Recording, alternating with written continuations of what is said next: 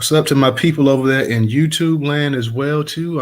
Definitely for everybody that's going to be coming into the actual broadcast tonight. Make sure that you click that notification bell. Click that notification bell. Make sure you go ahead and like, share, and also comment on tonight's broadcast. If you have not subscribed to the YouTube channel, definitely go ahead and subscribe to the YouTube channel. Tonight we're going to be talking about on YouTube. You guys see it titled "African Leaders Hold Major Pan-African Conference on Reparation." Takes place in Ghana. I definitely need to go ahead and correct my grammar on that as well too. So, but definitely for everybody that's coming in and YouTube, definitely go ahead and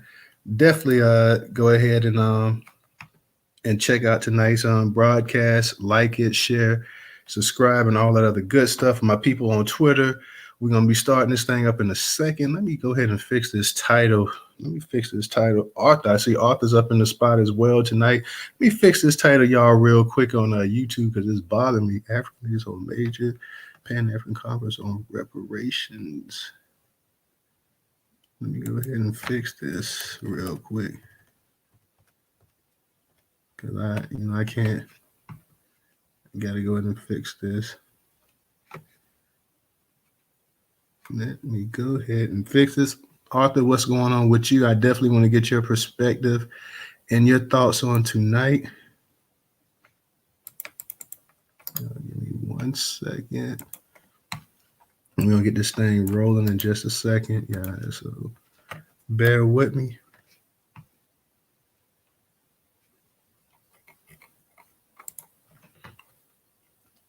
But yes. Shout out to everybody. I see Arthur's requesting to speak. What's up, Arthur?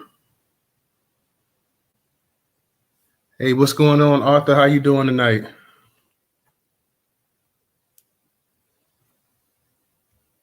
See, Arthur. Hello, can you hear me? Yes, sir. I can hear you. How you doing tonight, Arthur? Okay, I'm fine, sir. Yeah, I actually just got back from the Dominican Republic, and it can be time for taking a vacation. Yes, sir. That's where I'm at right now. So I was just peeking in on my Twitter, and I saw your post for this space, and I found it to be real interesting. Pan-African Conference, of course, I don't know this, but I'm sure Cam Howell will probably be there, along with a bunch of the other usual suspects, or at least a few of them. But I also saw a post earlier today that the descendants of slave sellers are now demanding reparations as well. Oh, really? Yeah. I don't think I seen that one. I got to see that. You got to send that to me so I can check that one out. Yeah, I'll send it to you. Yes, sir.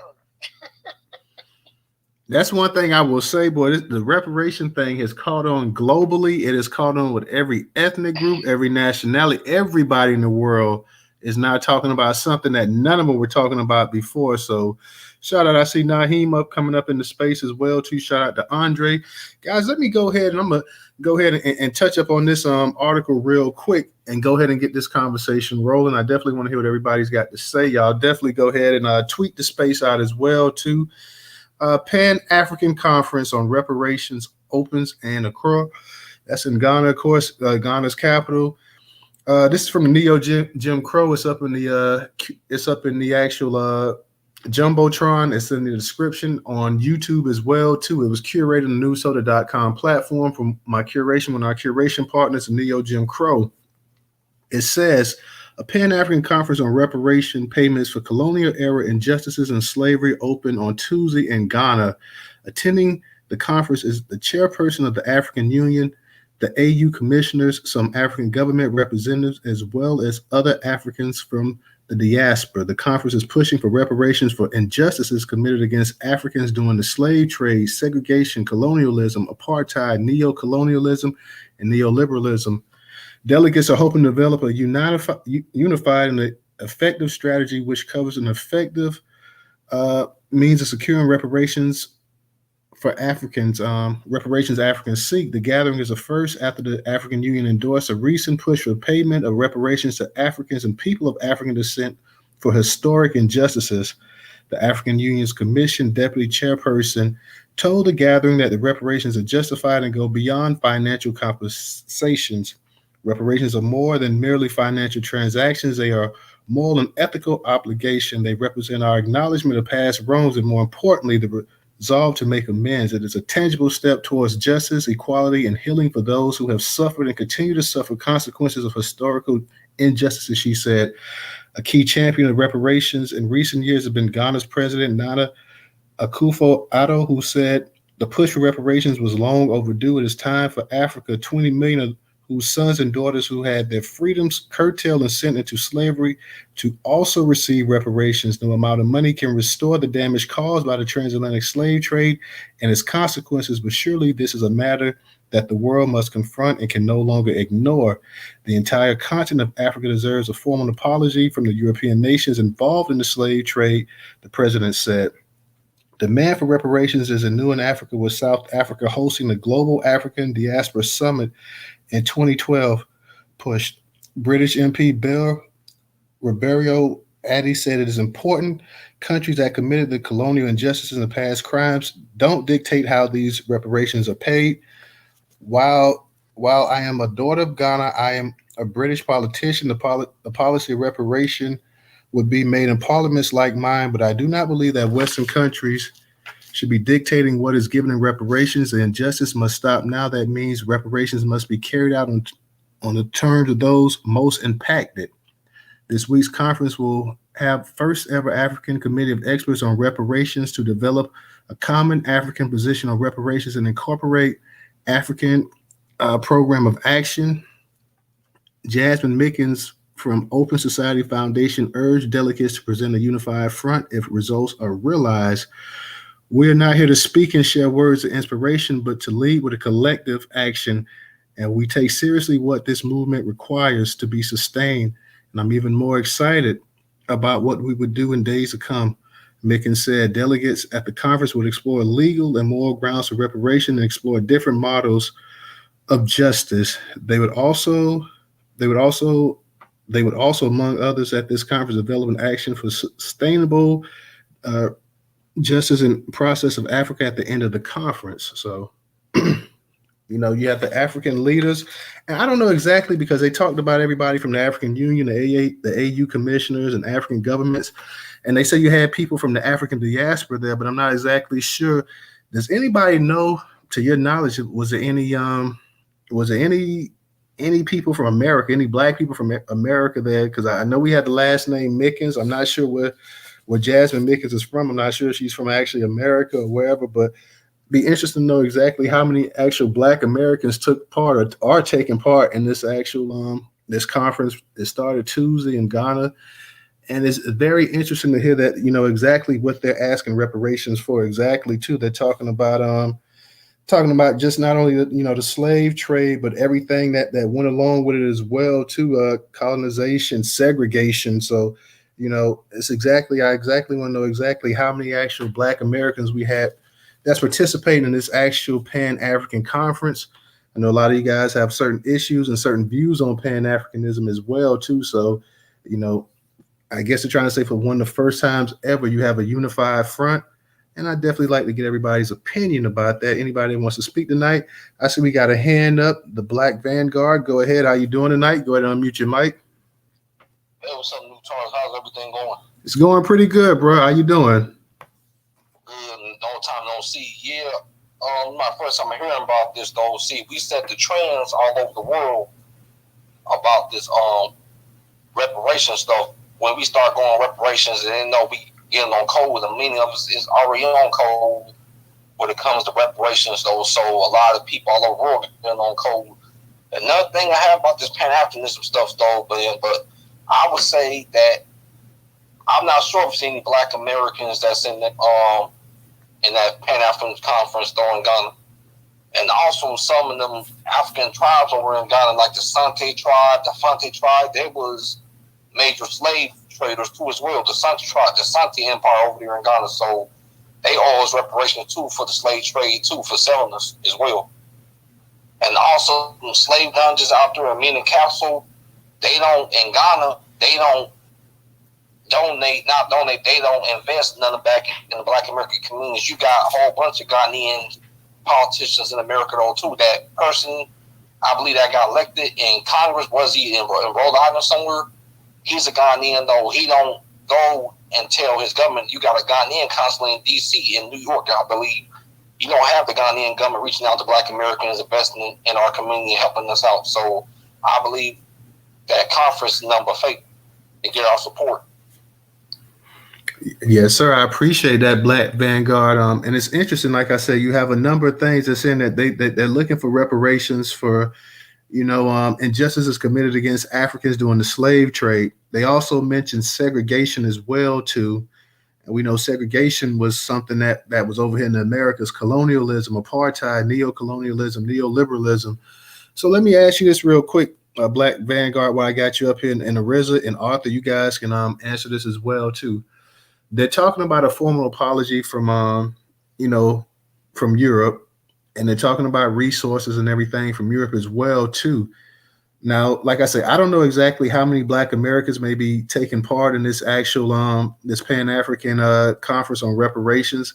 I just heard about this a couple of days ago, and that's when I started tweeting actual information out. So shout out to the Newstoter platform for curating the news from our sources and putting it out there. But let me ask you guys this right here. I don't hear any mention of them saying, you know what? Yeah, we want to go ahead and we're gonna go ahead and get this apology from the Europeans, and we're trying to get resources and this and that or whatever. Do you think they also should be up here trying to also say what they're going to do for the actual, the descendants of the actual transatlantic slave trade as well too? Because like I said, in that article, I didn't come across that. They're talking about what Europe should pay and this and that and what Europe owes and, everything that, that they pretty much put the continent through. But do you think that the actual leaders, and you have them all over here, you have like I said, African Union, you got commissioners, you got the government representatives, you got, and other people from the diaspora as well too. And not only should the actual Africans, do you think that they should actually come forward and say, you know what, this is what we should do, this is what we're gonna do as a people? Do you think the actual people that's supposed to also be the diaspora that's over there, do you think that they should actually ask these actual governments over there in Africa as well, to the ones that took part in the actual transatlantic slave trade, hey, what are you guys gonna do for us in terms of land and this or that or whatever? Go ahead, Black Vanguard. Well, I would say that most of them people over in Ghana, they're not going to receive the money because Ghana is real corrupt. Because I went over to Ghana, and also I know a lot of people that went over to Ghana. It's a whole, they bought land in Ghana, and the government out there, they seize and take their land while knowing. So it's a lot of land disputes and land scams going on over in Ghana. And a lot of my people that have been over in Ghana, they said, do not buy property or land over in Ghana because the government anytime could take their land and property away from them. Also, out there in Ghana, it's so much tribalism over there. You got the Asante tribe over there in Ghana, which is the largest tribe over in Ghana. They discriminate against the other tribes over here. So, and Ghana is a very corrupt country. So, only a very few select people will get the reparations and money over there too. So, I don't say the reparations, they only doing that so a very few elite people over there in Ghana could benefit over there. And also a lot of people understand that Ghana has went bankrupt. All that money, I know how y'all went to that Euro return in 2019. Have y'all heard of that in Ghana? The Euro return. Oh yeah, that was big a few years ago. It brought in a lot of money for the government over there and the tourism and everything else in Ghana. It did. And also in 2019 and over a few years after with Ghana with the COVID-19 happened a year later, I think all that money for tourism, all the celebrities and the pedestrian black carpets, all the bootlegs came over there and all that propped them up, and the tourism went up by billions of dollars. Then with COVID came, they shut the whole borders down out there in Ghana. Nobody couldn't come in and come out their country. A lot of foundational Black Americans, they lost their businesses over there in Ghana too as well. And then they was trying to get their money back. The government seized their property and their land and their hotels and their businesses over here too for not complying with the COVID-19 rules regulations. So it's a lot of red tape. And they always like to say dual citizenship, the right to abode, that's not real citizenship. They trying to do the same scam like they did in Ghana. They trying to do that in Kenya. they try and give free visa requirements off the diaspora. That's number the scam or red flag to it within itself. Appreciate that, Black Vanguard. Let me go ahead and get to Ariza. Ariza, I know you definitely probably want to jump up in this conversation. Good to hear from you tonight. How you doing? I'm doing fine, Newstoter, and hello everybody on the space. I like to start out by saying that everything that the gorilla, everything he said, Gorilla Panther is 100% correct. Until these African countries have a stable governmental doctrine, like a strong constitution, it don't matter what they do over there because the leaders will find a way to steal it. Here's a good example, and this backs up what the Black Vanguard soldier was just saying. Remember the We Are the World, how Michael Jackson, Lionel Richie, and all those people raised all that money and sent it to Africa? Oh, yeah. It didn't get where it was supposed to go because the leadership was chipping. And so when it finally got to its destination, it wasn't much to give. The only reason we have, African kids or adults that don't have enough is because the governmental doctrine of that country allows everybody to exploit it. This is what allowed the Brits to exploit Palestine, and everybody kind of knows about that because they talk about it a lot on these spaces. But in order for every man, woman, and child to get reparations in the African continent, they will have to first solidify their governmental disposition. In other words, strengthen their country's constitution. And then they can get reparations and it can filter to fairly and the right way. Why do you think China, for example, is going over to countries like Uganda and Ghana, and they're trying to get some type of economic foothold and introduce this one China policy? That's because they know if they can get the government officials to be sucked into their plan and they can't live up to the financial obligations, they're going to just continue to get money with interest from those countries over and over again. So even if you do get reparations into Ghana and Uganda and all these other countries, guess what? They won't see it because the government will have a responsibility to pay China or other countries that have exploited that governmental infrastructure. So they got to change it so that their constitution is strong enough to keep people from getting at the money that they would get for reparations. I'll land my plane there for further questions or comments. I got this. Thank you, Reza. And one thing, like I said, I'm still trying to figure out, I want to know the representation. I want to know exactly, do you have Black people from the Caribbean there? Do you have Black people from South America there? Do you have Black people from America there? Because, it's pretty vague in saying that, African government representatives as well as Africans from the diaspora. And I'm just trying to figure out in terms of, the wordplay, are we talking about Africans from the diaspora who may have left Africa, just who are actually Africans, left their country and immigrated someplace else? Or are we talking about, people who are actually descendants of the actual transatlantic slave trade? Because the article doesn't really tell us exactly who's there. It doesn't name nations. It doesn't name, government officials or diplomats from other countries as well too. So it's kind of vague in saying who's there. Now it's letting us know that this is supposed to be a pan-African conference on reparations, but it's not breaking down the where the people are from, the locations. We're not hearing anything about the geographical locations of where these people are coming from that's attending this actual conference in Ghana. So that's something that that I'm really I'm really eager to actually know exactly where's everybody coming from. The makeup. I want to know exactly the makeup and everything as well. Okay, to start out, the makeup is the lineage of reparations coming from the African continent is one subject, but the recipients of the money is another subject. So let's say Ghana does receive reparations and it goes to the Republic of Ghana. No, what I'm saying, and I get what you're saying there, but just before you go any further, I want to know in terms of the actual representation. Like we're hearing that we got the African Union there. We're hearing that we got African government representatives there. We're hearing that we got commissioners and stuff from this place and that place there. What we're not hearing is that, hey, we got mayors from America, we got business people from America, we got people from the Caribbean, we got people even before we get to the point of breaking down the money aspect. You know, this goes to Uganda, this goes to Nigeria, this goes here, who goes there.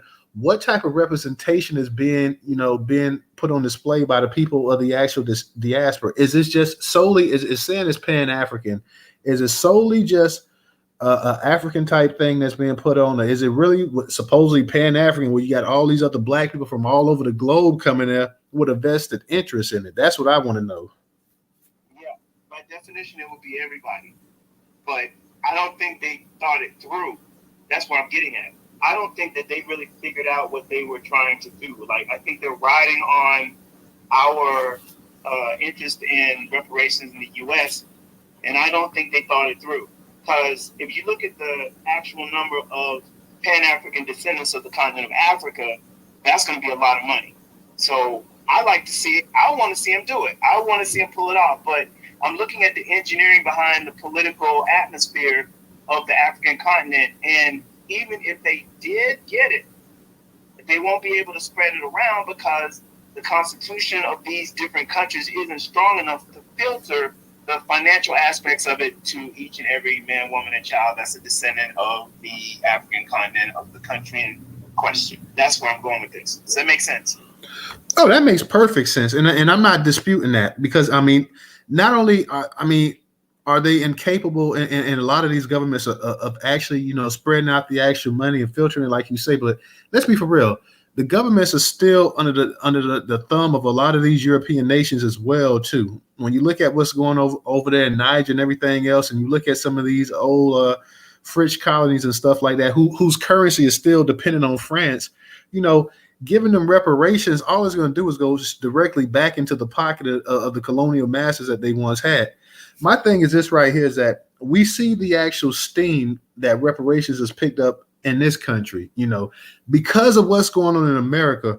Reparations is now talked about all over the world. And it goes beyond even black people. You got people from World War II saying that the Nazis owe them reparations. You got people all over the world.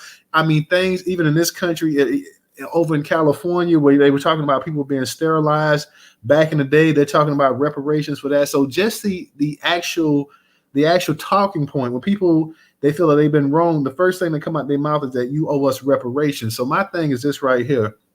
If you're serious about talking about having reparations, and you see the work that a lot of our brothers and sisters are doing right here in this country as well too, why would you not have people from the United States of America sitting right at the front of this? Now, because this definitely involves them, and they definitely got the actual ball rolling in terms of the actual notoriety and attention and everything else from it.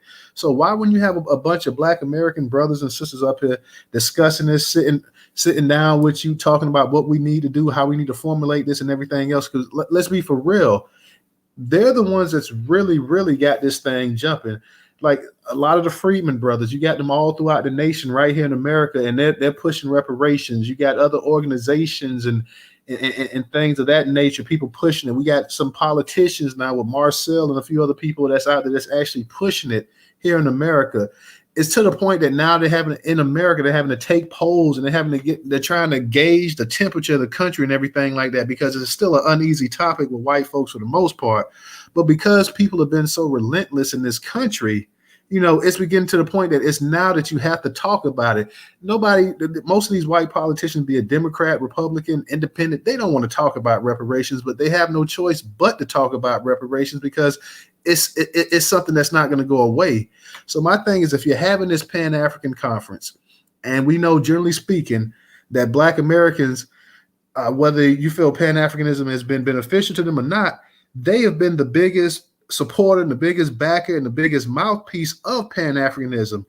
If you're going to have a conference like this, and like I say, and by judging the article that I read, I see no mention of the breakdown of actual, the demographics of people from where they're coming. All I hear is that, we got African this, African that, but what about American? What about Jamaican? What about Caribbean? What about this? What about that?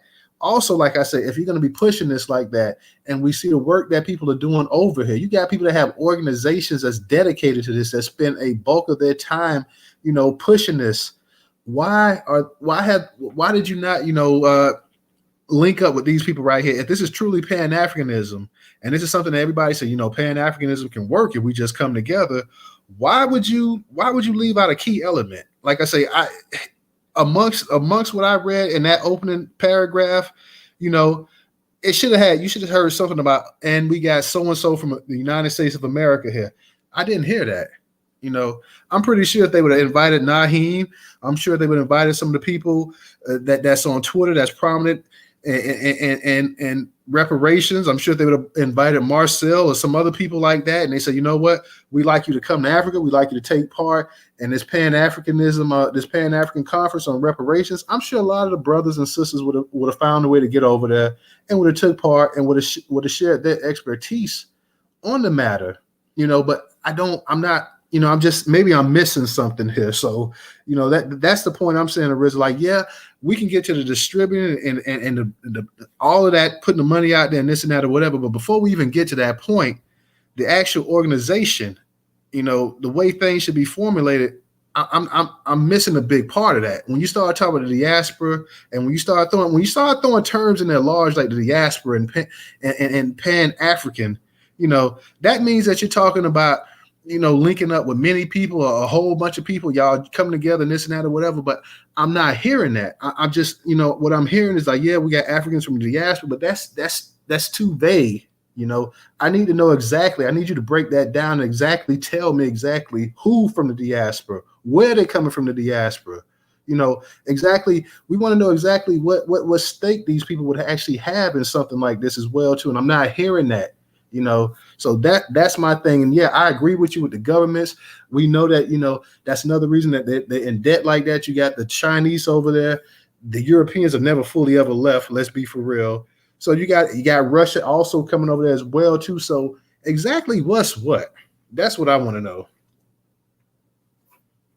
Let me go ahead and get to let me get to Sister Trouble, because I see she's up here. Trouble, what's going on? Anybody else? Shout out to everybody coming up in the space tonight, guys. Make sure y'all go ahead and retweet this space out. I see we got Tamara. She's up in here, so shout out to Tamara. Tamara, definitely, she's a candidate. She's a politician. She supports reparations. Could reach out to that sister. I'm sure she would have made her way over there, and she would have, shared her expertise and her opinion on it. Like I said, there's a number of people that you could reach out to. And these people would have been willing to come over there, sit down, and if we're serious, and if we're serious about trying to forge this thing right, if you're talking about trying to do this on a global scale, because that's what, when you talk about pan-Africanism, and you're saying that we're going to have a pan-African conference on reparations, and you included everything, you include the slave trade, you included segregation. We know the slave trade and we know segregation affected Black people in this country. We know the slave trade affected Black people in the Western Hemisphere, period. But we know also segregation affected Black people right here in this country. Then you're talking about colonialism, which we know, of course, dealt mainly with Africa, but apartheid and neocolonialism. When you're talking about all of this stuff right here, if you're really talking about reaching out, then really reach out. And that's what I'm saying. That's what I'm not really seeing. So this whole Pan-African conference thing, I want to know exactly, what's the depth of it. Trouble, go ahead. How you doing tonight? Hey, Newstoter, I'm doing all right. I hope you're doing fine as well, brother. Shout out to the Black family in the room. So real quick, I just wanted to say, when you asked the question about why the key element is not there, is because that's the point.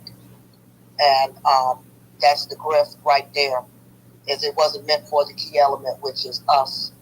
And so when I think about Pan-African and Pan-Africanism, it's not the same as how I thought about it in growing up in the 80s.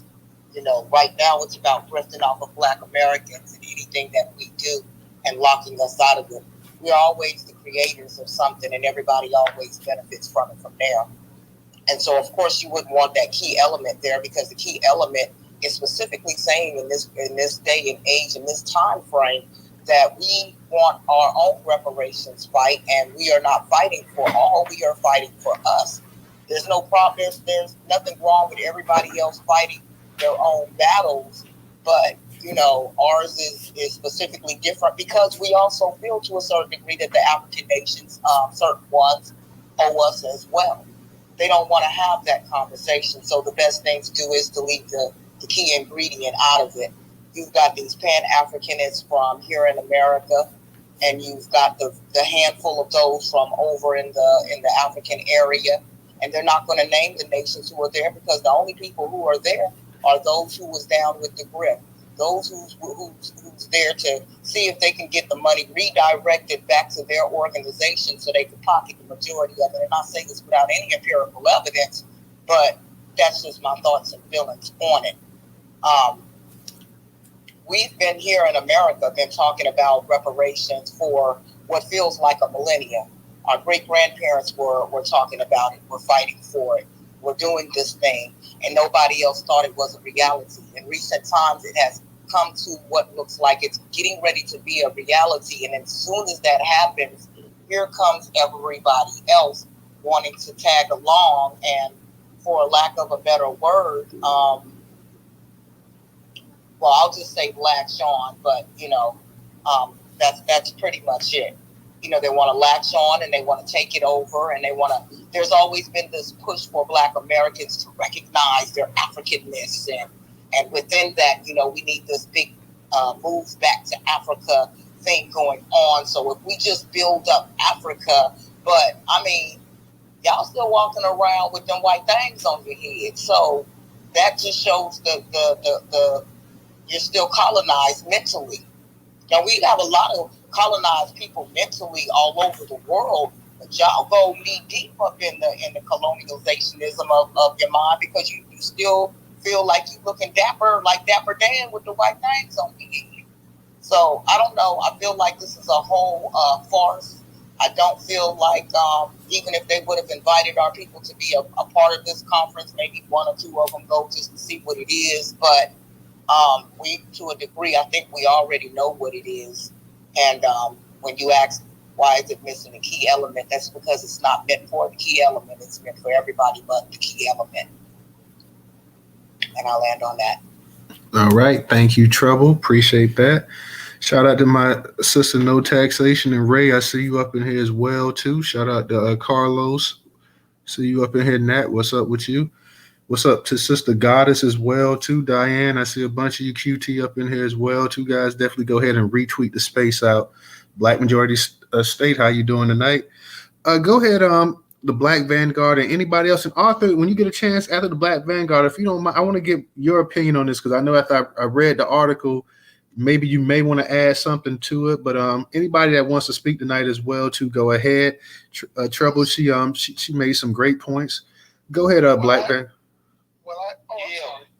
Oh, my bad. Yeah, but one thing I noticed too is that since we start focusing on our lineage and our group of people, you may have people come to the world. We say we all brothers, we all the same, we all sisters, we all the same.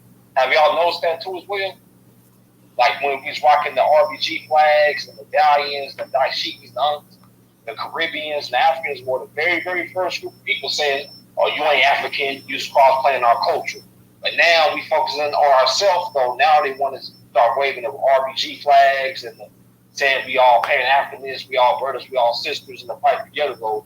But that's nothing but a way to latch on to our reparations, because we the only group of pretty much pan-Africans that was practicing. The so-called Marcus Garvey went to America. We accept him. His own people in Jamaica, in Jamaica, in the Caribbean, that was like telling that Marcus Garvey law.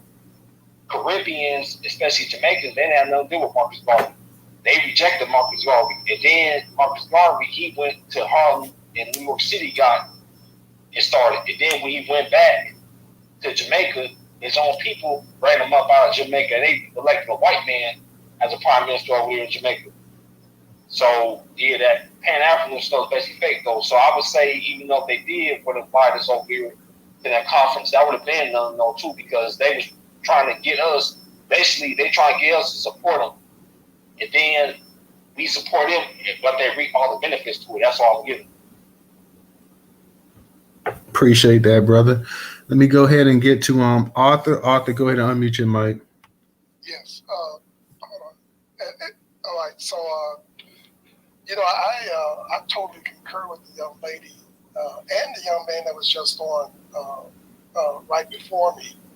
Now, getting to Africa, well, at least for me, is not a problem. and I've already been to 14 countries in Africa. But the problem is, like, if, let's say, the improper people that they would have invited, and I'm sure that at least one or two of them are there. I would put money on at least one or two, or maybe even three NARC and Cobra people are there. They are the improper people to invite to any conference of this nature. The only proper people to invite are those that are on the lineage, solidly on the lineage side of the movement. And let's say if one of us, let's say myself, Naheem, or one of us got to do a presentation at that conference. You know what that presentation would be about? How we can create a system to convert resources so that you can pay the descendants of American slavery. That's what my presentation would be about. They wouldn't invite me back, but they would certainly hear it, because that is the only productive conversation that people here in America can have with any, in terms of any Pan-African conference. That's it. We have a problem right here in America. One of the things that we need to address as lineage-based reparationists is the de-Pan-Africanization of this issue here in America, because that internally has been a major stumbling block in terms of moving us forward, in terms of actually getting this thing done.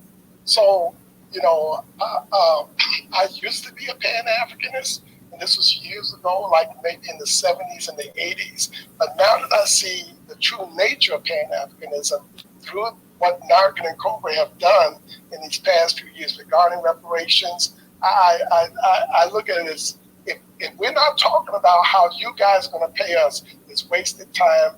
Let them do whatever they need to do. There's Africans and Caribbeans with their European former slave masters. Let them take care of their business. But our only business with them is how they are going to pay us. So I'll land my plane there for right now. Thank you, Arthur. And I agree with you on that. My thing was that, hey, if you wanted to actually, have a global showing to say, hey, you know what, I support Black Americans, I support the Caribbean, I support Africa, whatever, in their pursuit of reparations, fine. I don't think all of this needs to be stuck in together. Everybody has a different claim to reparations. I'm with you on this as well too, because like I said before, they definitely, I feel if you're going to have a conference like this here too, and while they're talking about the apologies from the European and resources and this and that or whatever, some of that land and everything else like that too, because we're African to a certain degree, but then when you start talking about this ancestral homeland and getting some of this land over there and stuff like that, and people are like, well, why do you need the land and this and that? Like, you don't even live over here. So that's my thing right there too. Like you're saying, land and resources and all of that. If you really want to go ahead and really do the whole reparation thing, that would be also something that Africa would actually have to look into as well too, and not just Black Americans, but those in the diaspora who suffered the actual transatlantic through the transatlantic slave trade, the descendants of those. You should be able to carve out land and everything else as well too. My thing was this right here. When you start sitting up here and you're having this conference here, and like I said, and I want people to understand that, how dangerous this can be right here, because you're talking about reparations. And like I said, a lot of the heavy lifting in just the past couple of years, Black people really have gotten this thing. It's not just, and I want people to understand, it's not just Black people globally talking about it. You got white folks all over the world. You got every group all over the world now sitting here saying that they also owed reparations and stuff. Never in their mouth, never in a million years did they ever fix their mouth to even talk about reparations until they start seeing the actual effects that and the impact that Black people are making, champion this. Now everybody in the world sitting up here talking about reparations. So like I say, I don't have a problem. If you're saying that you suffer through colonialism and everything else, and that you're entitled to reparations or whatever, fine. But like I say, at the same time, and this is what you could have, if you were really, and I'm saying if you're really about that, if you're really about this Pan-Africanism and this and that, and you don't want people to be critical of it, then would have been the time to actually find somebody, like you say, not just anybody, Arthur, not just anybody put up there, somebody that's really, really into it, somebody that's really about it, not Narcan and Cobra, but real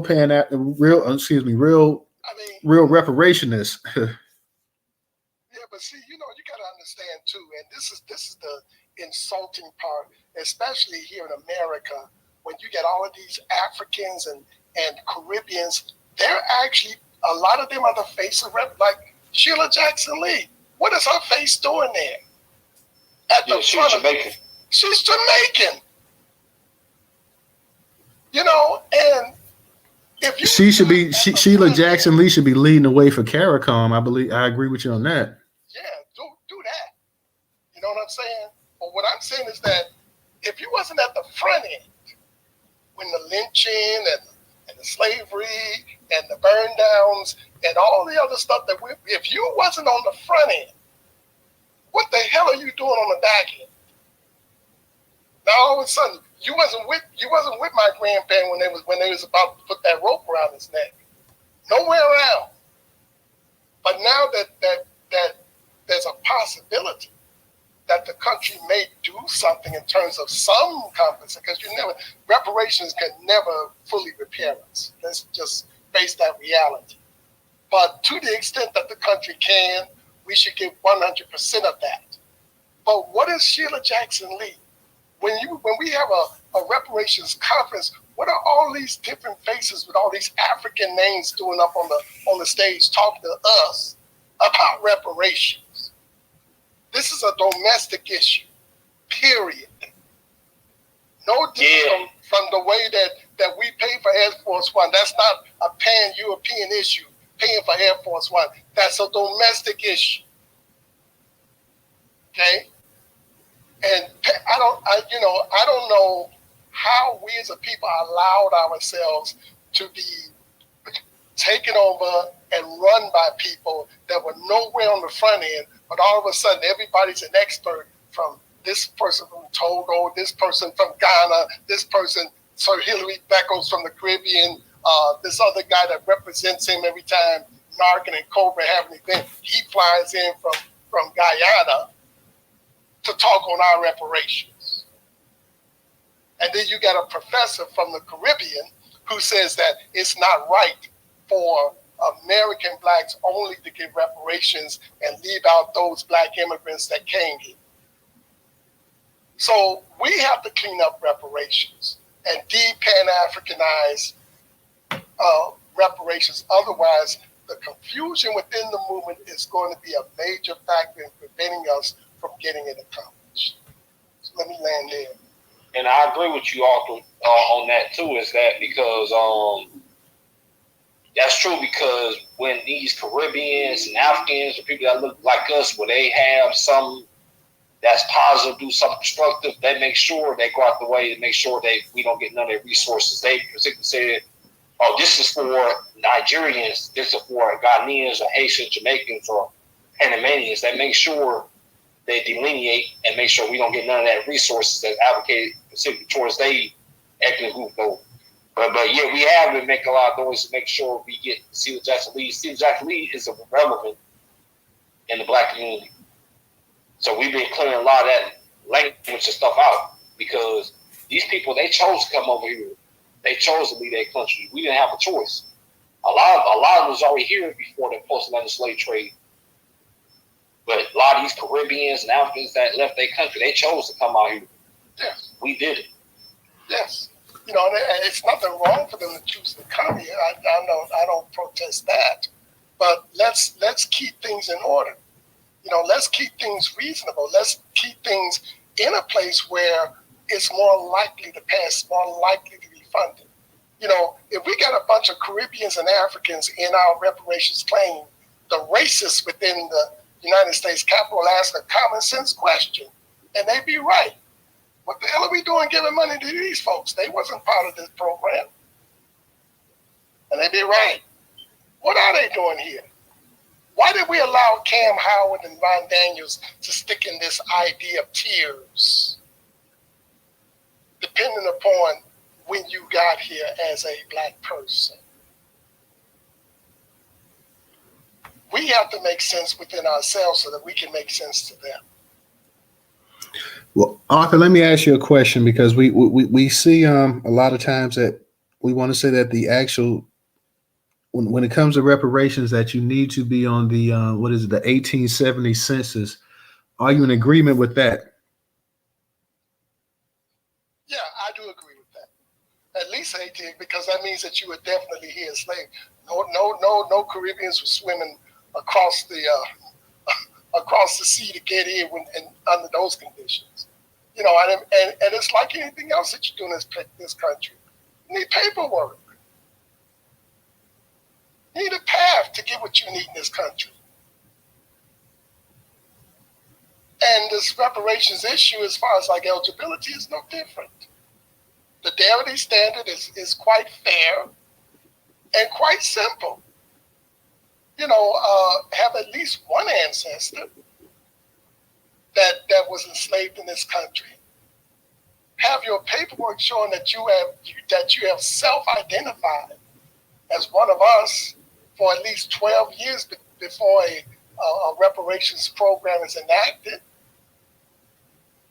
I mean, shit. I mean, you got some states that require more than that to get a driver's license. Real talk. Let me ask you.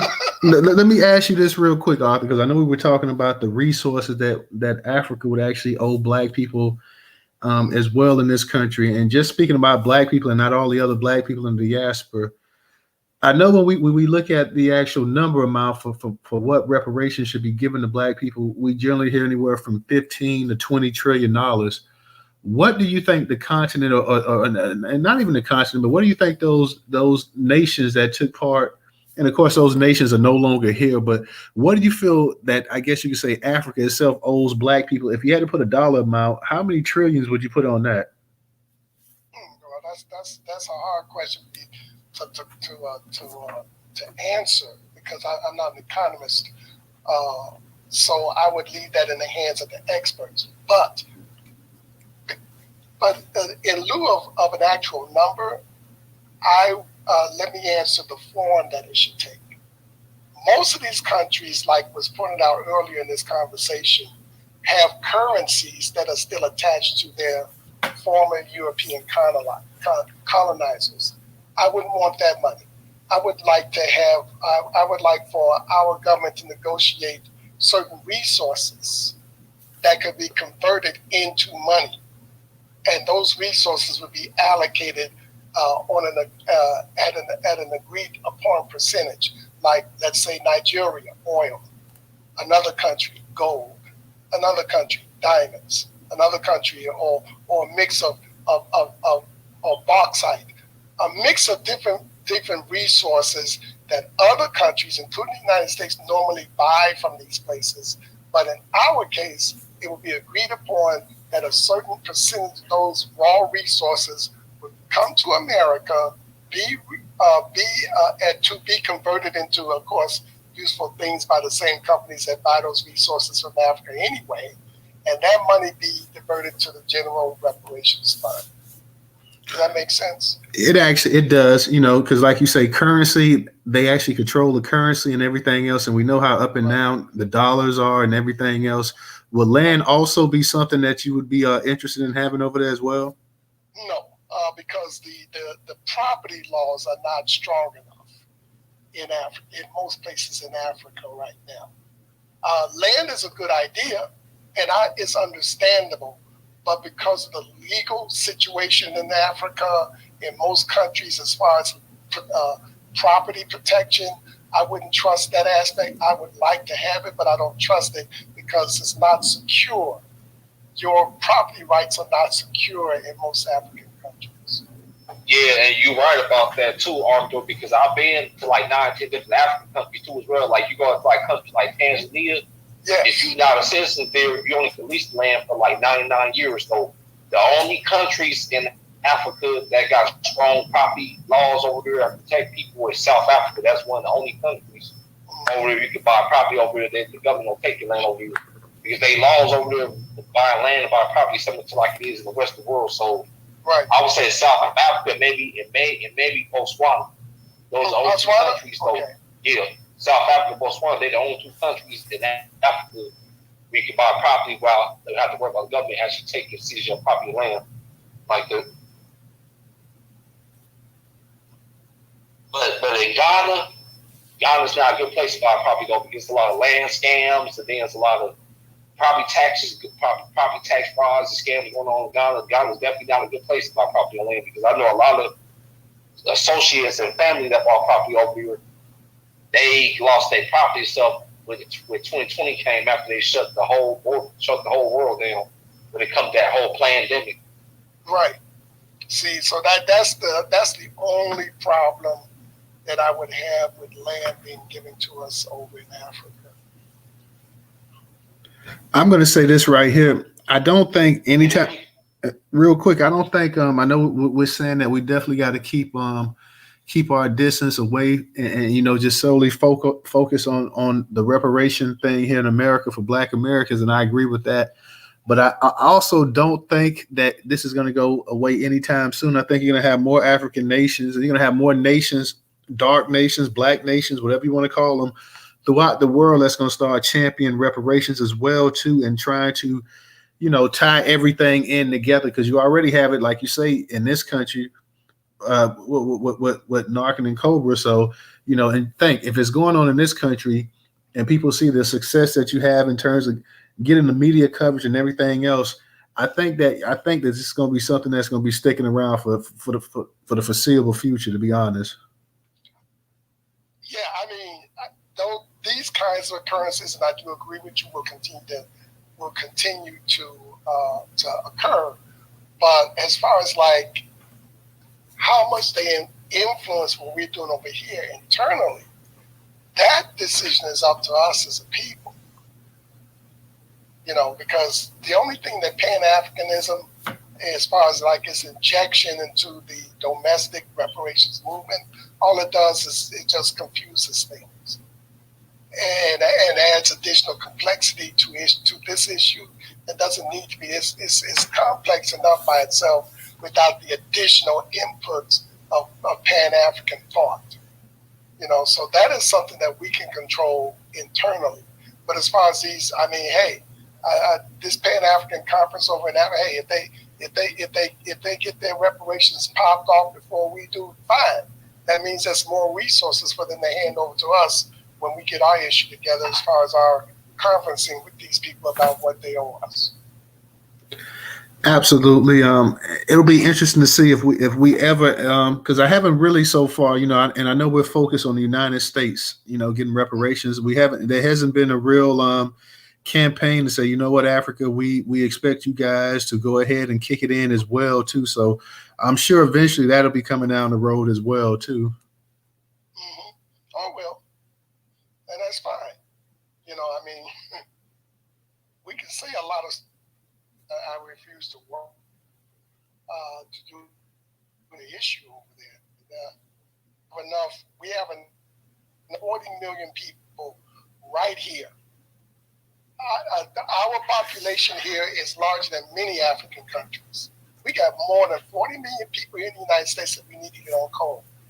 We got enough to do here without Pan-Africanism. No, I can't disagree. I see we got a number of people up in here as well too. I see Dark and Lovely. She's up in here as well too, guys. We're just talking about the actual, for those that's just coming into the actual space tonight, we're talking about the actual Pan-African conference they have going on reparations in Ghana. It started Tuesday. It's supposed to have a bunch of top government officials and people of African origins, descent, or whatever, actual citizens over there that's taking place in it. It's supposed to be Pan-African, and they're saying that you have people from Africans from the diaspora. One of the things I was asking, do you have any representation of Black Americans over there? And I didn't hear anything in the article that said anything about Black Americans, even though, and the reasons I brought up Black Americans is because in two of the actual injustices they're talking about that was committed against Africans, they mentioned the slave trade and they mentioned segregation as well too. So my thing is, I know a lot of people saying that we should stay away from the Pan-African talk and just focus on us, and I have no issue with that. But I'm saying if you're going to go ahead and you're going to use two instances that directly impacted the lives of Black Americans, I feel like you should at least have Black Americans over there talking about it as well too. You should have some kind of representation from Black Americans, which we don't see. So, if you're going to mention the slave trade, now, of course, I know that Black Americans weren't the only ones taken in the slave trade. I know you had people brought to South America and the Caribbean and other spots as well too. But when you speak about segregation, let's be for real. Segregation in this country lasted almost 100 years. So, when you're talking about segregation and you're talking about this and that or whatever, I want to know exactly what type of representation do you have of Black Americans also in there. And I also want to know, and I talked about this earlier when the space began as well too. You're talking about the apology that the Europeans owe the European slave states. You're talking about the resources that need to be allocated to all of the people. They say it's time for Africa, 20 million of those whose sons and daughters who had their freedoms curtailed and sent into slavery also to receive reparations. So while we're talking about, that they deserve reparations from the actual Europeans, I want to know, and that's why I say I felt it was vital that if you're also going to have, this Pan-African conference, that you should have Black Americans over there also saying, exactly, okay, we understand that there's an apology and there's money that we want to get from Europe and this and that or whatever, but what about the actual part that the African kingdoms and empires played in, selling their people into slavery as well too? What about the loss of, we talk about the loss of wealth that was generated in this country. What about the loss of wealth that was generated over there? Let's talk about all of that stuff as well too. Land and stuff, who knows how valuable it could be as well.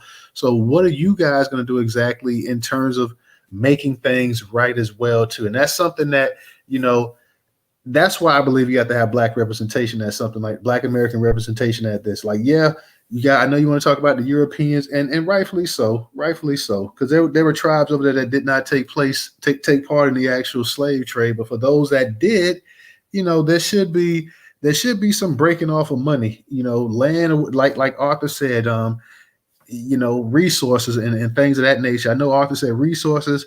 I say resources as well too. I also say land as well too.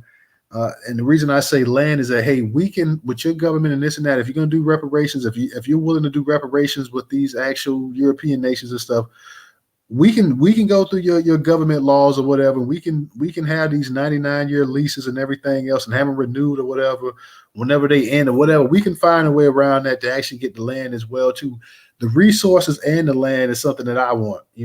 I want, if you got diamond mines, if you got gold, if you got, you got copper, you got whatever you got over there, and like Arthur said, you can mix and match or whatever, put us down for that. Also, you got land, you got some of these forests and everything else like that too, because they're cutting these forests down left and right, and you got furniture stores popping up, you got all kind of things. Yeah, let us get a little piece of that as well too. You buy the ocean, you can, there's so many different things that, we also need as well too. Things that was lost. We talk about the generational wealth lost in this country. Well, there was generational wealth lost by being sold into bondage as well too.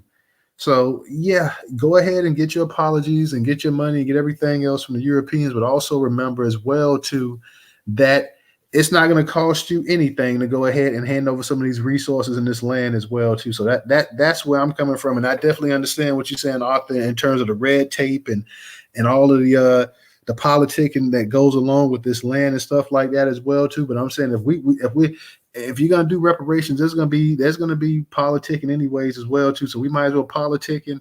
And one thing they're not making more of is land. So if you can get the land and the resources, that's a big thing as well too. But like I said, if you're going to use Black Americans' pain, if you're going to use Black Americans, and you're talking about, well, we want to talk about the 20 million that was lost during slavery, and we want to talk about segregation, this and that or whatever, then you need some Black people that was actually that's actually deep involved in this type of work to come over there and to give their 2 cents and to actually show you, exactly, hey, this is how we feel.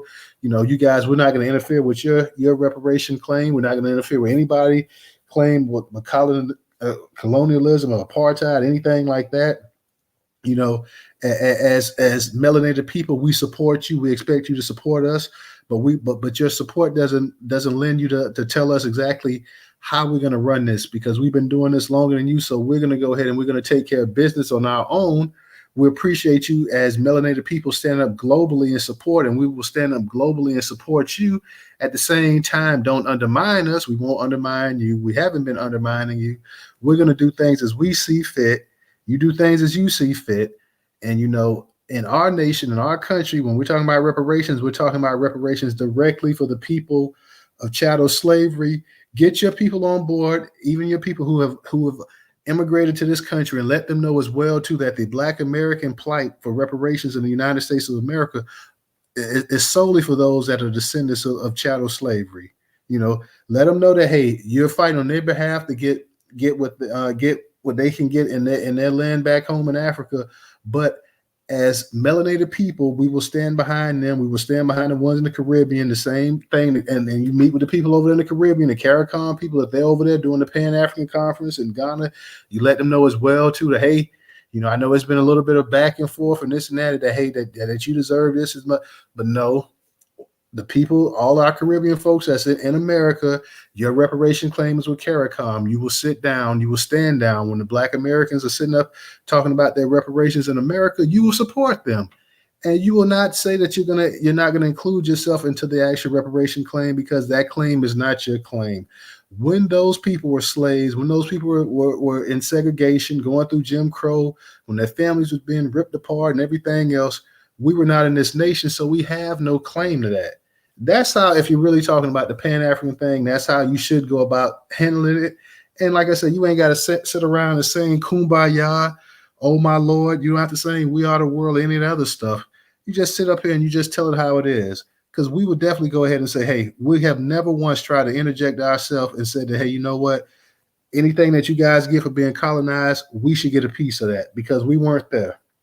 What we will say, though, is that, hey, when the whole slave trade thing went down, you know, we were the ones that felt the brunt of that. So, yes, we should get this land and Ghana or Mali. We should get this land over here. We should get those resources and all the other stuff as well, too. Any arable farmland as well, too. We need to get a piece of that. We need to get a piece of that as well, too. So we got to go ahead and get our hands involved in some of everything over here. So that's where I stand with that at. Real quick, let me give a shout out to Miss Trigger. Miss Trigger, thank you for your contribution on Cash App. DJ, I don't know if you're up in the space or not. Can you hear me? Or I don't know if you're out and about or whatever. Mic check 1 2 1 2. What's good, Newstoter family? How y'all feeling tonight? What's going on? What's going on? Did you I know you've been on YouTube and been listening to some of this conversation. I see you said something about the paperwork over there. You said paperwork. I told y'all can't roll with us if your papers ain't straight. I see Brother Moku. He says offer us a country. Y'all got 53 of them. Only thing about that, Brother Moku, like I say, offer us a country, but it's got to be a country that's loaded with minerals. If it ain't, I mean, like the Congo is loaded. The Congo, I believe, has the most amount of resources on earth or whatever. So you got to give us something. Don't give us something, because the vast majority of us are not going to talk about going to live in Africa anyways, you know. So I'm straight on the country part. The land, I can take that or whatever. I'm straight on the country part, but it's got to be something, like I say, and that the land, the resources, I'm with Arthur on that. I want something with the resources. You know, that's what everybody's going to Africa for anyways, is to get resources. So yeah, they want the land too, but I'm like the resources and the land, but I'm straight on having a country or whatever personally. But you know, I respect those that say, hey, but next thing you know, they'll put you in something that, you know, where it'll be one of the few countries that don't have any resources, anything like that. Let me give a shout out to who else up in here? So 504, what's up with you? What's up with you? Go ahead, DJ. I see that Negro's up in the spot as well too. Shout out to that Negro. Yeah, so you know, Africa got a lot of resources. Brother Moko, right? BeMoCodified.com. Get your codified agenda with. You already know what time it is. So I do landscape, agriculture, horticulture. You know what I mean? You know what time it is. So over in Africa, you got farmers over there that have so much land, and they have like acres of pineapple trees. The fruit go back because they ain't got nobody to process. That's some simple ass stuff, man. Come on, man. You could buy the machine over Timu in Alibaba to process pineapples. $5 to 10 grand. Man, you got that in the safe, man. You know what I'm saying? Go network, man. Networking with a couple African homies. Only tethers is the ones that's up here that's against us Black Americans in our reparations plan. So at the end of the day, yeah, we want some land. Hey, if y'all haven't watched it yet, I'll be the first one to say it. We owe Viola Davis an apology. I'll be the first to apologize. The Woman King was fired. Go watch it on Netflix. If you need that password, it's your cousin, not me. You know, I'm a bootleg king. You know what I'm saying? Officially and shit, you know what I mean? Excuse me, French. But with that being said, at the end of the day, bro, we want all the money. There's bricks. I want the B's, the C's, the S's. You know what I'm saying? The yins, the yangs, the mangs. You know what I'm saying? Pile it up. I'm on Scrooge McDuck moving forward. Can't stop me, bro. You know what I'm saying? Can't stop you. Can't stop Black State. Can't stop taxation. Can't stop Arthur. Can't stop Barista. Can't stop R. Ain't nobody stopping R.E. the master. You know what I'm saying? Want no sauce. You know what I'm saying? For real. You know what I mean? That nigga, you can't stop. Can't stop our people, bro. But at the end of the day, if we ain't engaging each other, like I tell y'all, in the paperwork thing, I wasn't even talking about the lineage. I'm talking about this business stuff. You already know what time it is. But the lineage, that's automatic. You know what I mean? That's automatic. You can't roll with the paperwork ain't straight. See, I told you. You know what I'm saying? I told you. Go ahead, though. Oh, wait, one more thing. Only Eminem gang is getting paid. Shout out to our sister, Martha Megan. You already know. Oh no, I mean you were cooking, so I mean like I said, man, anybody that wants to come up and speak as well too. I see no taxation. It's been a little minute, sister. Dark and lovely. It's definitely been a minute. I know you up there in the NYC as well too. You up in the I'm sending out invites. Stay mad. Dark and lovely. I know you up in the NYC area as well too. So I know you deal with a lot of the Pan-African type vibes and everything up there as well too. So like I say, and I personally, I don't have anything against Pan-Africanism, but that's what you do. That's what you do or whatever. But like I say, this is another example of why a lot of people are dead set against Pan-Africanism. Like I say, in that article I read, not one time did I hear anything. And you're having this Pan-African conference on reparations, and you're talking about Black people globally. But like I said, the only people that you mentioned in the actual article are Africans. And then I guess unless you say, and then when you are talking about, you said Africans are the diaspora or whatever, and that's still too blanket of a statement. You can say Black Americans, you can say African Americans, you can say Caribbean, you can say whatever, but you're not saying that. You're not giving a breakdown exactly who's there and what's their purpose and what organization they represent, anything like that as well too. So, to a lot of people, when they see that, when they hear that, they think it's pretty backhanded, so you don't really know exactly what's going on. Yet you're sitting up here and you're incorporating everybody's struggle.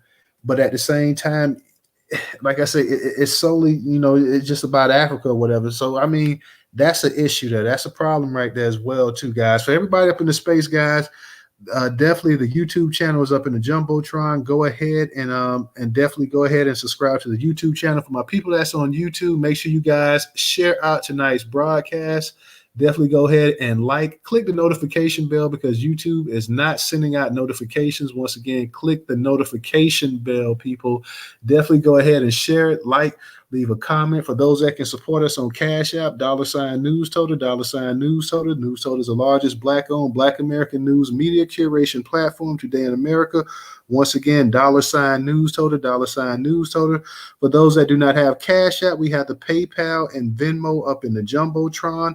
Also, for those that's on YouTube, the Cash App is on the screen, and the PayPal and Venmo is up in the description. So you guys definitely can support that way as well too. Definitely remember to visit newstoter.com to stay up to date on breaking Black news in Black America as well too.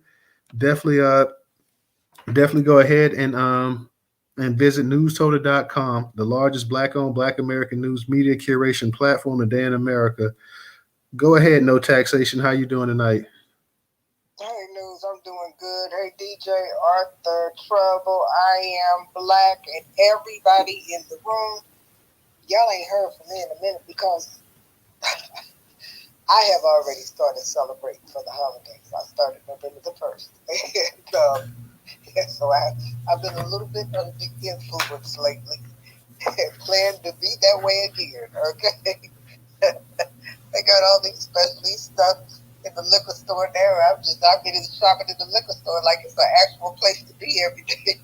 You come out of here, it was just supposed to make too much money off of me. Hey, you better get that Costco card. Go to the Costco look and get that discount. We're talking about buying bulk, sister, buying bulk. I can't get that far. I'm trying to tell you, it's everything I do. I really Hey, Costco do delivery. They do delivery. Good. I got a Costco card. I got the executive. I go through up. For me, because somebody needs to deliver some more stuff. And let me tell y'all, okay, so I just want to tell this before we talk about reparations and Pan-Africans, because you know that takes a toll on us. So Cardi B and Patti LaBelle did this vodka whipped cream thing. And y'all seen the commercials, and Cardi B said, how'd you make it so smooth? And Patti LaBelle said, because that's what I do. Well, I didn't know, because I'm not a Cardi B supporter. I don't support Cardi B. I haven't supported Cardi B before she came out, okay? Because she said black women, dark-skinned black women are roaches. And the reason that she drugged and robbed black men specifically, always targeting black men because they were stupid. So I ain't never had nothing to do with Cardi B. That's what she did say that. She did. She said that. What? I ain't forgave her. Yeah, I ain't forgave her. I got to work on it after the holidays. But anyway, so they came out with this whipped cream thing. You know how that ready whip you used to get back in the day? You could still get it. You shake it up, it's in a can. You shake it up, and it has a nozzle. You hit the nozzle, and the foam comes out, and whipped cream comes out. Well, that's what it's like, but it's vodka infused. So I didn't know that she had anything to do with it. I didn't buy it once. I bought it twice, 3 times. Okay, so now I'm saving that third one because I said I ain't gonna give Cardi B no more money. But anyway, if y'all supported the pan-Africanism, see that? If y'all don't mind Cardi B and Patti LaBelle having something, go on down and get it because it's very, very good. But anyway, I'm with you, Newstoter. Now, I'm not going to no Congo because it's landlocked. If we're going to get anything, we not only have to have some minerals and resources, diamonds and golds and stuff in the country, but we also have to have a waterway, okay? And so that leaves the Congo out. And I don't know where we're going to get a waterway from because the white folks took it all and the Chinese people did too. Here's my thing. I had read the article, I saw it, and I didn't look into it. I didn't do a deep dive on it because I said, well, it has nothing to do with me. And then I wondered, why are they doing this? At this particular time, why are they doing this? My guess is because, quiet as it's kept, there's some white female senators on the Hill that have given a wink and a nod to going after major corporations when it comes to reparations for us. And my guess is that they know we ain't got no money, so they're not really doing anything about us. I think what they're trying to do is trying to edge in on something that if there's something there coming from major corporations, I think that they are going to try to get in where they fit in over there with that because that will be, revenue for their economy. That's my guess. I don't know that to be true. But that's my guess. The other thing I said, well, why are they having a conversation about reparations anyway? Ever since Sheila Jackson Lee took Nancy Pelosi over there, y'all remember when they took that picture? And Miss Pelosi had on all that African attire. She had something. They done put something on her to make her look like she belonged. Ever since then, the game has changed. I wouldn't be a bit surprised if Sheila Jackson Lee's hand is not in that as well because she's on the downstroke now. Unless she gets back in that chair, which I don't know, it looks doubtful to me. She don't have a check coming in. So she might be looking for a place where she can get a check. That's my guess. I don't know that to be true. And time will tell. Arthur is absolutely correct. But he said something that really made me think, which was, if they come after our justice claim and we're there already, talking to the payees, payors, then maybe our response to them should be, you're not in this claim. You need to go after your own claim. Maybe that just needs to be our response, rather than fighting with them and telling them to, what reparations is to us. Maybe we don't need to talk to them like that anymore. Maybe we need to tell them good luck and we wish you well, but that has nothing to do with us. And that'll make it look differently to them, because they'll have to find another tactic. It's no surprise to any of us that Black Americans lead everything everywhere in the world. We just do. So it's no surprise to me that when the reparations conversation started reaching its peak and is on every tongue in Capitol Hill, which is where it should be, then everybody wants to jump on the wagon. They do that with us about everything. The whole world I'm talking about. Everybody, they copy us. They not copying. Ain't nobody walking around with no sorries and no red dots in the middle of their forehead. You understand what I'm saying? Or bowing down to people, saying hello when they bow down and stuff. Ain't nobody doing that. But they are trying to put some braids in their hair and look like they're part of the Black American culture and listen to hip hop. Okay? So, I don't know. I think we just need to keep our eye on it. And I find it very, very unsettling for me to know that they're talking about reparations in Ghana, but the one in Atlanta, Georgia, was canceled an hour or two before it was supposed to start. And they said 15 people showed up. People on our side showed up, and they didn't have that. And so I'd like to know, well, what happened with that? And I don't hear anybody talking about it. So if anybody is in the room from Atlanta and knows something, I sure would like to know the story behind that one. And I'm going to leave it there. All right. Thank you, Sister No Taxation. Like you said, it's been a little hot minute since you've been up in the space, so I'm glad to go ahead and have you up in here as well too. I see we got a couple of hands up. I'm gonna read a couple comments and then I'm gonna get to the hands. I see Nana and Dark and Lovely, Sister Dark and Lovely's up in here. Let me read Nightfall. Y'all know Nightfall gonna keep you entertained over here.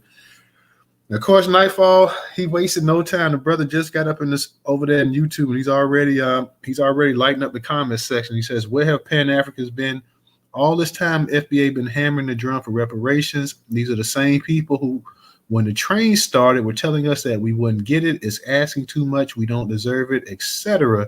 Now all of a sudden, that the train has crested the incline, and we've hit the slope with no brakes. They want to put their 2 cents in it. Nah, F out of here. Johnny come lately." So that's Brother Nightfall. Nightfall he'll make his way probably up in the Twitter space as well too. So he'll go from the YouTube channel to the Twitter space as well too, guys. Definitely also, let me just say, make sure y'all check out the Newstoter Twitter page. Over 35 tweets a day with content from the actual Newstoter.com platform. Everything from news to politics to education. Also, it's a poll up in the Jumbotron on the right-hand side, guys. For you guys that's on YouTube, I also have a poll in the Newstoter community. You guys can go ahead. It's asking, and here's a question. It says, do you think Africa should pay reparations to the descendants of the transatlantic slave trade?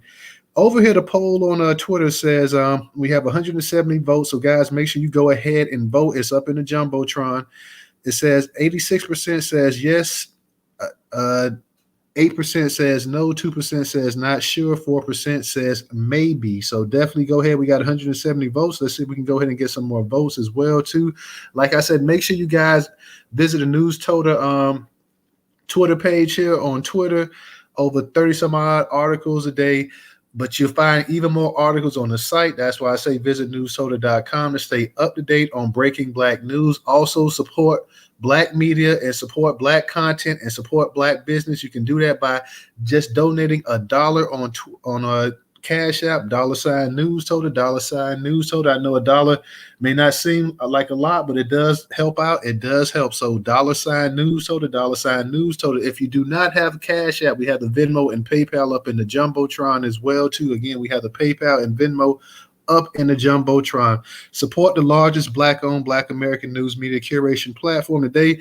The article that we're touching up on came from one of my curation partners, a Neo Jim Crow, right on the Newstoter.com platform. So definitely, what we touch up on in these spaces, 90% of the time, 95% of the time comes directly off the website. So that I'm just being real with you. Shout out to Asada.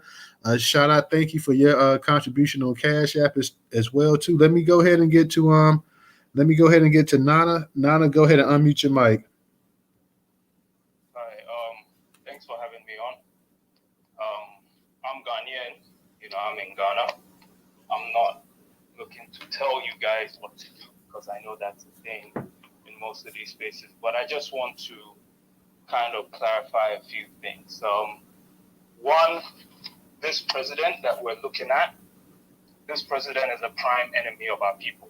I mean, we all know the government cheats, we all know they steal, but what is going on with this administration is more backwards than what we've ever experienced in Ghana. We've had a steady growth of landscape in Ghana, of businesses, what have you. But until this government, we're actually going backwards. All right, just as you guys have your regular spaces here, we also have a lot of spaces in Ghana and the politics. Almost every week, a member of his administration is getting caught stealing money from us. All right, we're talking billions. One of the most popular recent cases was one of the ministers with over almost 2 billion found under her bed and in a safe. This is money these politicians are getting. So, and this man alone, his daughters and his family, they have businesses across the country. And while they're having that, a lot of businesses are going back to his administration. So this is an enemy of Ghanaians. And the main contribution that I want us to fixate is that when we say Ghanaians are doing this, we need to be able to disassociate what the governments are doing and what Ghanaians are looking at. Because it's almost kind of similar to me looking at what Al Sharpton is doing and saying this is what Black Americans are doing in America when we all know that he doesn't work in your interest. If you come to Ghana, not one Ghanaian is talking about reparations. Whether it's on a low level, whether it's the common guys on the street, whether it's the people on the high end. To me, I think this could be some kind of plot to get more money into his administration. I think it could be some kind of plot for the West to kind of use one of their quote-unquote puppets to do something to say, see, we paid you reparations, when they might not really do anything, but they just need someone who speaks their language. They've done something. Because you cannot go and ask for reparations for damages that has been done to a people whilst you're still participating in the damages going on.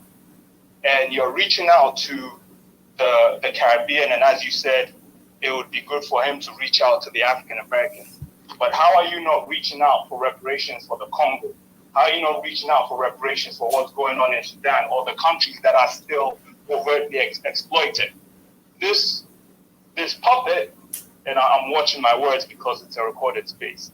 This puppet, when Niger, Mali, and Burkina Faso had their coup, and now those countries are growing, he was one of the first people to run to the British to ask them to do something about it because he's not happy with it. And this is on video. So we're not talking about a government who's here for our people.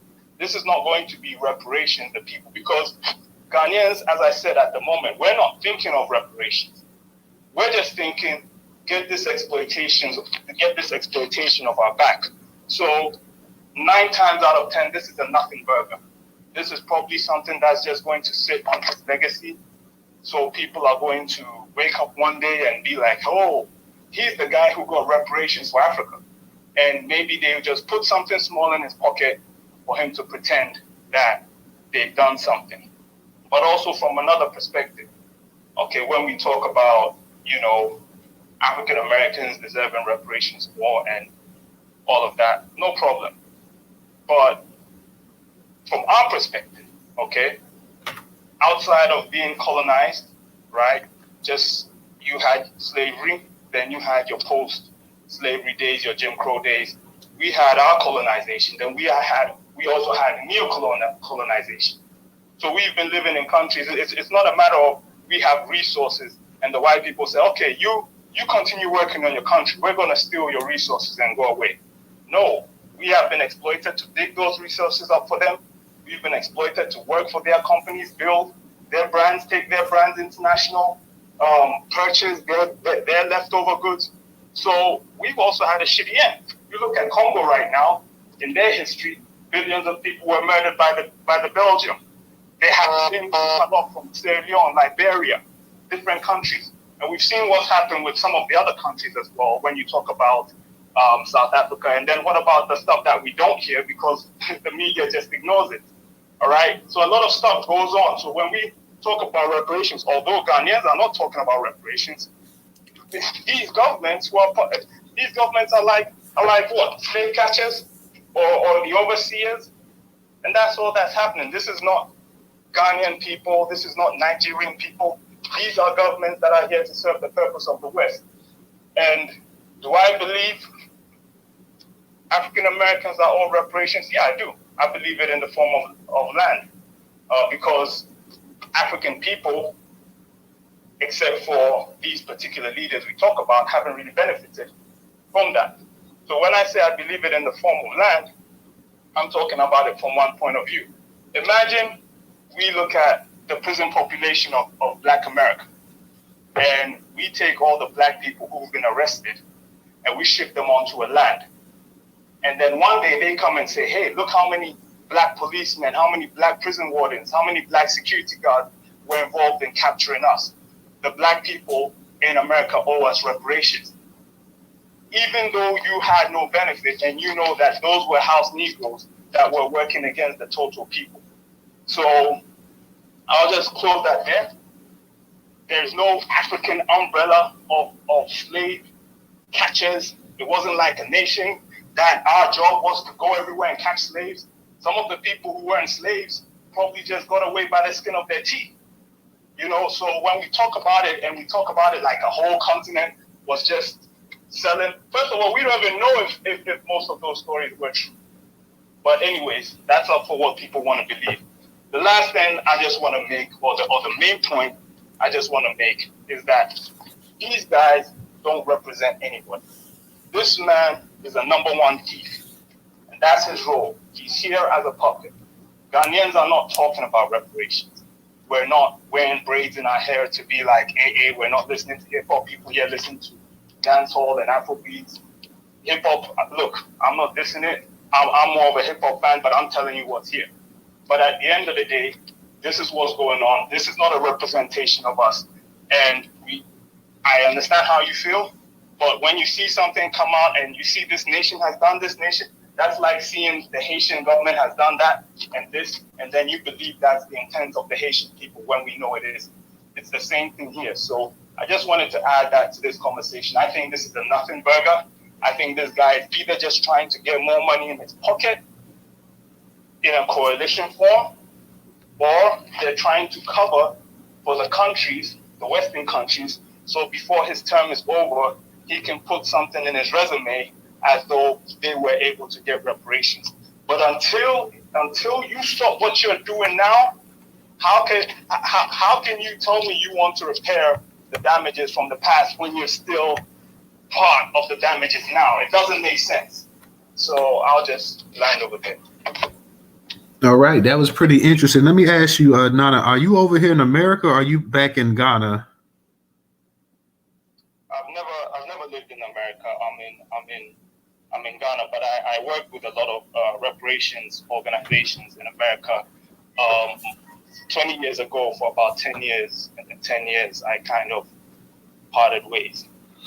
Now you're saying, and I made that statement earlier. I didn't say that. We never said that the entire continent of Africa, enslaved people. We know that the slave trade mostly took place in Western and some parts of Central Africa as well too. We know every tribe didn't participate in the slave trade as well too, and that wasn't my point. My point was just saying that for those that for the amount of people that was lost, and I'm not just talking about Black Americans either. I'm talking about all of those that was stolen off of the continent.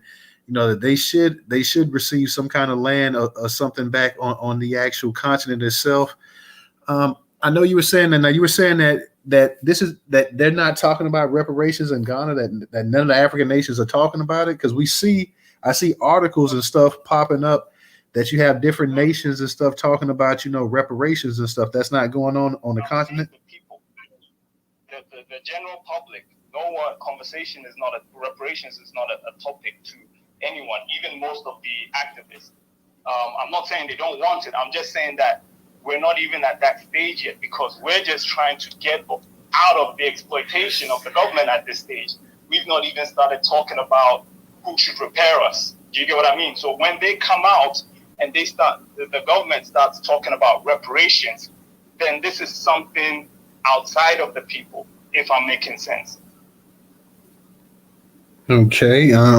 You said a lot, so it's a whole bunch to really try to go back through. I know you said a lot, and we're pretty much over here. We're talking about reparations, and we have no issue. And I know you said the average person is not talking about. We have no issue with you guys fighting for your reparations or fighting for repair in your nations and stuff like that. We're doing that here.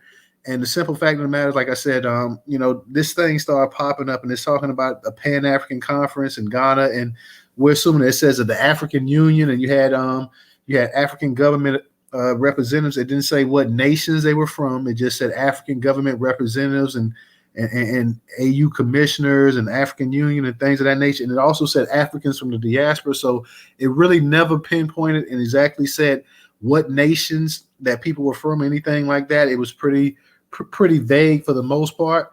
Our thing was that, hey, it's been Black Americans that's really got this reparation thing that really globally to really take off in the past couple of years.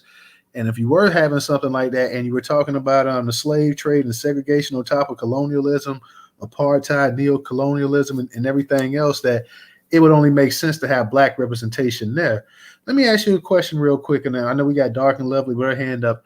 How do the average and I won't even say African, since you're in Ghana, I just say Ghanaian. How do they feel about in terms of reparations for Black Americans from actually, let's say, Ghana? Do you guys feel that, hey, the average, or do you feel like, hey, those Black people that were taken from this land that was stolen, do you believe that they're owed something from the actual nations like Ghana or any of your neighboring nations? But I'll just say Ghana, since you're Ghanaian. Okay, so generally, if the question is brought up that does anyone think Black Americans are owed reparations, I think that's a definite yes. I've not done I don't even think I've asked someone if they're owed reparations from Ghanaians. I feel yes, as far as land goes. But I don't think the idea or the understanding of slavery that most people have over there is here within the sense of Africans just doing business and selling people. Whatever happened, I'm not saying whatever happened, but the understanding, I don't think many people see it that way until more recently with these movies with the Woman King. Generally, the people that are not tuned into most of the recent media, slavery is they came, they fucked us up, they stole from us, they stole people, and they colonized us. That's most of what people understand. So maybe the idea that Ghana owes African Americans would be a new question for them to think about. I don't think anyone will disagree with that if they accept that story, But what I do know is that, and look, I'm not going to debate what Ghanaians think of African Americans. What I do know is that most diaspora are very welcome in Ghana. And I'm not talking about, the money exploitation. I know someone's going to come and say that. But I mean, as far as them being involved with the social activities, getting around events. We even have an organization here, and you can Google it. It's called Association of African Americans in Ghana. And they do so many events. They held a Juneteenth event. they held another Black American event celebration. So they're doing a lot of stuff here, and people get involved. They have a lot of businesses here. Some are building like apartments and stuff. So there are a lot of people doing stuff here, and to me, I don't know if it's the problem with Ghanaians in America you're having, but yeah, none of that stuff is here. But yes, to answer the question simply, I don't think a lot of people have that understanding that slavery was simply just business. The general understanding is that it was captured, our land was destroyed, our civilization, whatever. But I think if people embrace that it was just business, then I'm sure it's common sense to say, yes, we owe these people. But as far as I'm concerned, captured or sold, if you've been taken away from your land, then you're right to have land, regardless. All right. Thank you. I'm gonna go ahead and I'm gonna get to Dark and Lovely. Dark and Lovely, how you doing tonight? Hey, Newstoter, I'm good. It's been a while. Hey, DJ. Hey, everybody in the room. What up? What's up? All right. Well, just to piggyback off of no taxation. Speaking of canceled reparations meetings, there was a reparations meeting in New York and Queens on Monday, and they canceled. We all got there. We didn't know, so that was disappointing. But we hung out, and talked some business and met some people, so it was okay. But as far as pan-africanism in New York, yes, super big problem, a very big problem. Not only are the Black immigrants a problem, which to me is more so of a problem, is our own. It's like they're pushing even harder for immigrants and other people to be a part of our justice claim. So just to give y'all a little bit of an update on what's happening in New York, we have the New York State bill that we're waiting on Governor Hochul. She has until December 31st to sign it or veto it. But even if she does veto it, they have the power and they have the numbers in New York where even if she vetoes it, they can still go through with that bill. We were able to get lineage added to the bill, but it's still an African descent bill in New York State. Now, as far as New York City, they are looking to put a commission together for New York City reparations. It wouldn't be an Afro descent bill, but it would still be African American. So while Afro descent is more vast, African American still, as we know, includes Caribbeans and Africans. So that's still a problem. But Devon was invited to speak to the New York City Commission, from them starting the commission. He was invited to speak. He spoke. He talked about lineage base. So we're just going to wait for the next meeting in December, see what they're talking about. And our next move in New York is just waiting on Hochul and take it from there. If they do try to go ahead and put that bill through, if she does veto it, we do have some plans. I'm not really at liberty to speak about that going forward. But so that's what's going on in New York. But yeah, pan-Africanism is a big, big, big, big problem. Thank you for letting me speak. All right, no problem. I know the brother, he's from Ghana, and he was saying that after this long, after all the years has passed by, it seems like you're saying that people really don't understand the seriousness of the transatlantic slave trade after all of this time. That's pretty disheartening. I would think by now, and I know a lot of your curriculum is actually made up by Europeans and everything else as well too, but it's just kind of hard to believe. I know you're saying with the movies that come out now, you guys kind of see it and see exactly what happened. I'm sorry, go ahead. Okay, so just to be fair, I'm not saying we don't understand the seriousness of the slave trade, but there are conflicting views as to how it happened, and that's what I'm saying. Conflicting views. Kind of explain to me the conflicting views. I know you made a statement. You were saying that a lot of them consider it just business, but what was a conflict in views? Okay, so there's a general understanding that we had our societies interrupted. People here worked to capture us and what have you. And then there's also the other understanding that you had kings sitting down just selling slaves, right? So what I'm saying is that if someone embraces the idea that it was just business as usual and people were just selling slaves as usual, which is what is being pushed, then of course they would feel the sentiments that reparations should not just be land but resources. But what I'm saying is people don't have that understanding. People have that understanding that the white man came, pillaged, destroyed, colonized, and took slaves.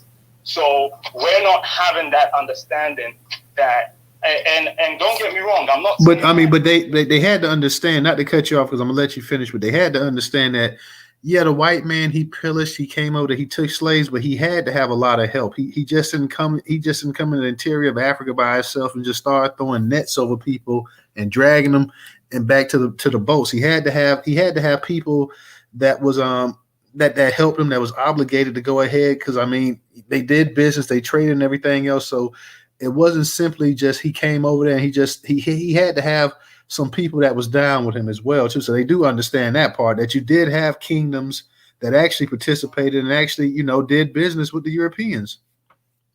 Right. And even till today, I don't know what word you want to call it, slavery or servitude, you still have people, you still have families where someone needs a worker, they need a helper. You've got some homeless people, you've got some people who haven't got much going on, and then they get involved with wealthy families and they're there as assistants and they have a place to stay and they're being treated.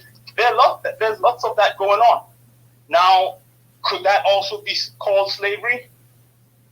You know, so if I want people to work for me and they're homeless, but they're with some of these agents, and they don't use the word agents, but I don't know what other term to call them. And I say, hey, look, I've got a shed, I can house 4 or 5 people. They'll live, they'll be fed. This, that. We need someone. Well, now that wouldn't be chattel slavery we're talking about like that. That's two totally different things. But go ahead. No, but what I'm saying is that's the sale point, isn't it? That's the sale point. You said that's a sale point. I'm not exactly sure I'm understanding that, but that's a sale point. That's the point where the people are sold. Now, what happened in slavery, that's what happened when they were taken away after that. Well, no, I mean, from my understanding, now you had you had tribes maybe that was boring, and you had prisoners of war, and they sold them to the actual white people. You had some tribes that actually went ahead and were getting weapons and everything else, and they did raids on other tribes as well too. So, you know, there was certain degrees of how the actual transatlantic slave trade went through and how it happened as well too. You had some kingdoms that was that really enriched themselves off of the actual selling a human cargo, and that when the slave trade was drying up, you know, they were heartbroken about it. I forgot which king it was that basically was saying that, you know, this was an act of God and whatnot, and it shouldn't dry up because his kingdom was getting massive amounts of wealth from the Europeans. So, you know, it's a little bit different than you having a homeless person and you're saying, hey, you know what, you come over here and work or whatever, and I'll give you a place to stay and this and that. Because now I would say they maybe didn't understand the actual the how barbaric that the chattel slavery would be, and they didn't understand, they didn't know about that. You know, they had been selling slaves over there for a long time because, you know, you had kingdoms and stuff throughout the world that sold slaves and stuff like that. But they didn't know that it was going to be as barbaric, and basically that, hey, these people that I'm selling here, not only are they going to be slaves, but their grandkids and their great grandkids and their great grandkids are going to be slaves as well too. So I don't think they actually understood that. But my thing is what you were saying in terms of, like, you know, they were saying, well, you know what, it was like how they were trying to go ahead and say, you know what, well, if they was enslaved this way, you know, that's okay. But if they was enslaved this way, then yeah, we owe them something. But the fact of the matter is that, hey, you know, people were stolen, they were taken, you know, no matter which way it was, you would think they would say, you know what, we owe them regardless. That's my thing. Yeah, that's part of what I said, but I'm not arguing with you what happened in the past. I wasn't there. None of us were there. Probably 99% of what we know about that past would be from white people, because we weren't speaking English at that time. Maybe a few people might go there, do some research, read some things on some walls. I'm not debating with you. I'm not saying it did. I'm not saying it didn't happen. But I don't do the whole history stuff. I like to use now to get an understanding of what they are and who we are. And if today, what is going on, let's take for example Black America. If the white man is supposed to write a story about the imprisonment of Black Americans, of Black Americans. Hold on 1 second. Hey, Arthur, is your phone on mute? Okay, go ahead. Go ahead, Nana. Yeah. If the white man today is supposed to write the history of Black America with the atrocities, the murders, the imprisonment, 9 times out of 10, he's going to say, you were doing it. You were capturing yourselves. You were committing the crimes. No economic this, no that. He's just going to tell the story from the way that's going to make him sound like we were just trying to keep order. And that's all I'm saying. I'm not debating what happened at slavery because, like I said, I wasn't there and I'm not a historian and I won't do that research. I am looking at the nature of the people now. Whatever happened then, what is going on to us now, we don't deserve it. Whether you're an African in Africa, whether you're an African in Jamaica, whether you're Black American, because you guys don't go by that. Whether you're Black American, whatever is happening now, you don't deserve it, period. And that's how I base my actions. So I can't study all that history, but I know the white people, when they write about why Africa is poor today, they tell you because, we don't know how to manage our economies.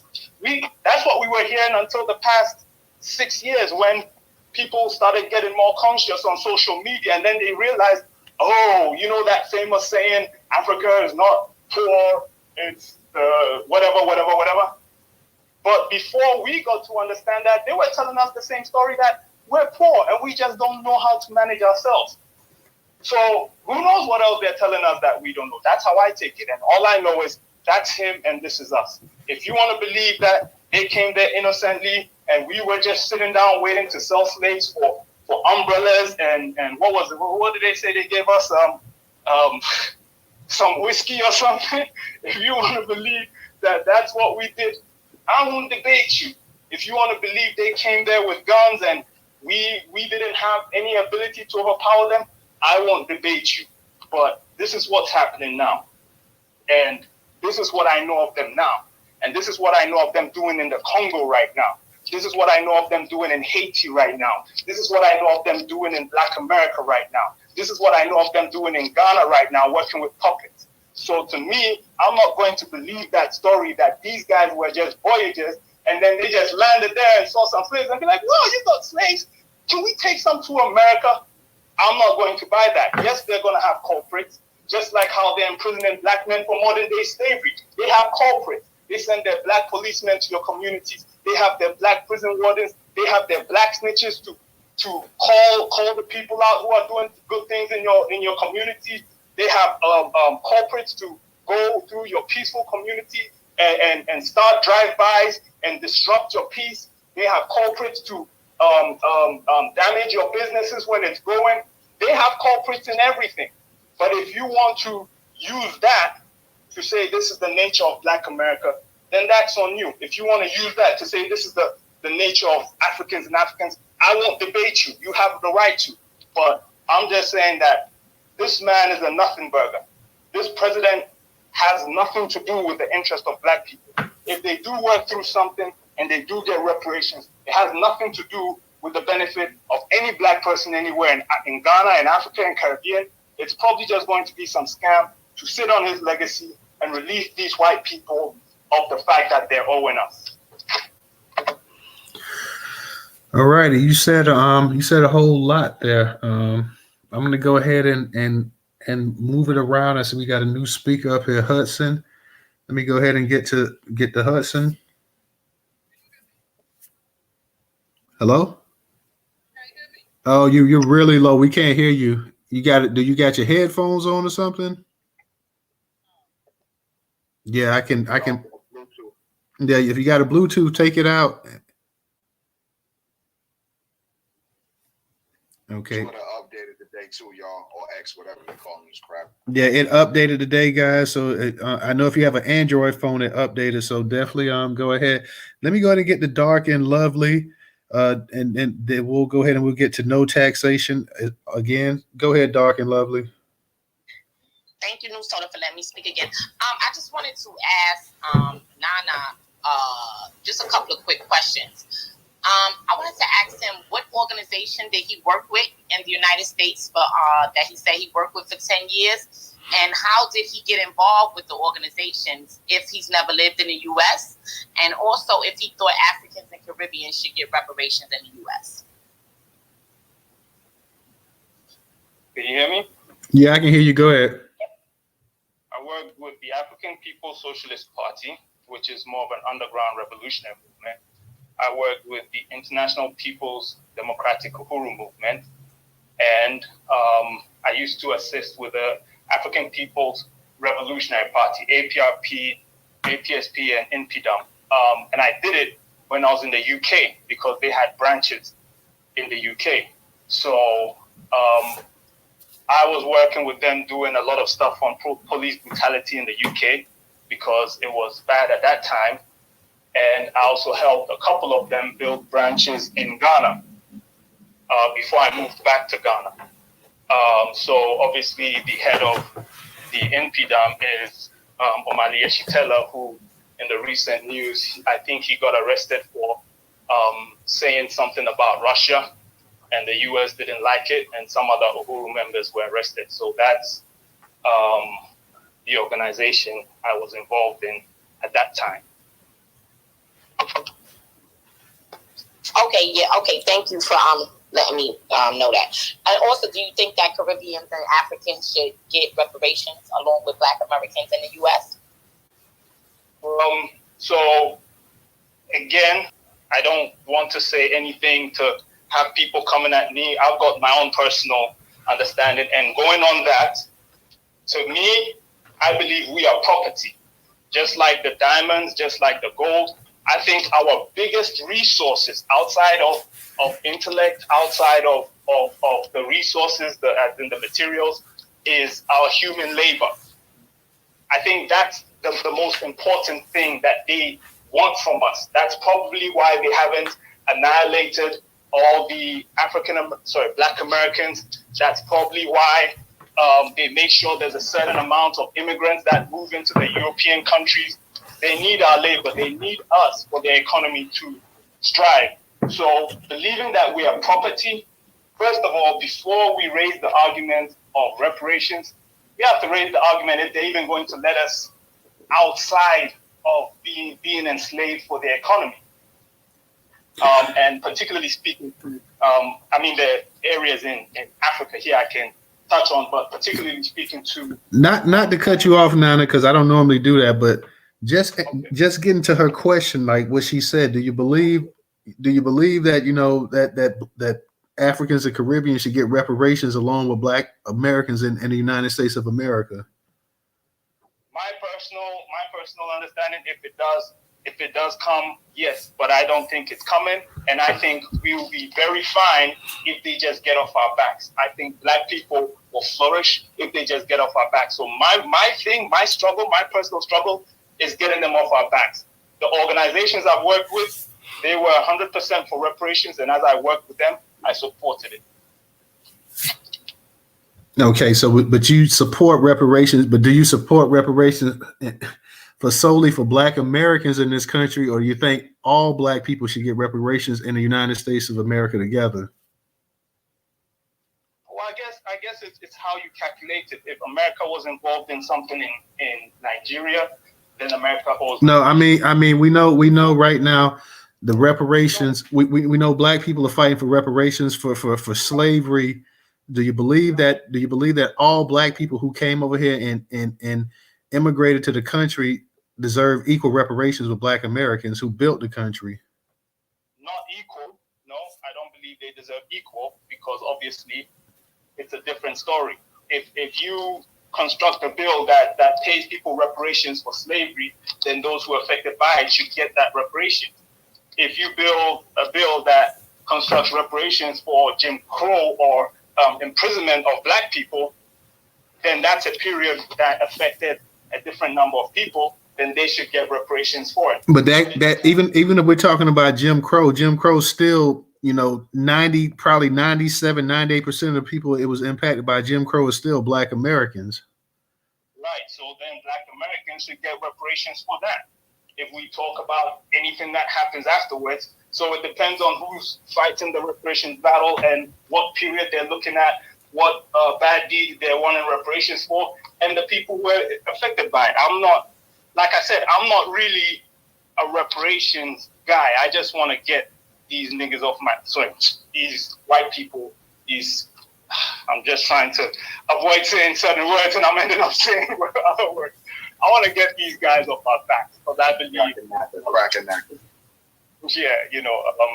I believe once they're off, you look at, and again, I'm using Black America. You look at the fact that you built your own cities and your own towns after slavery.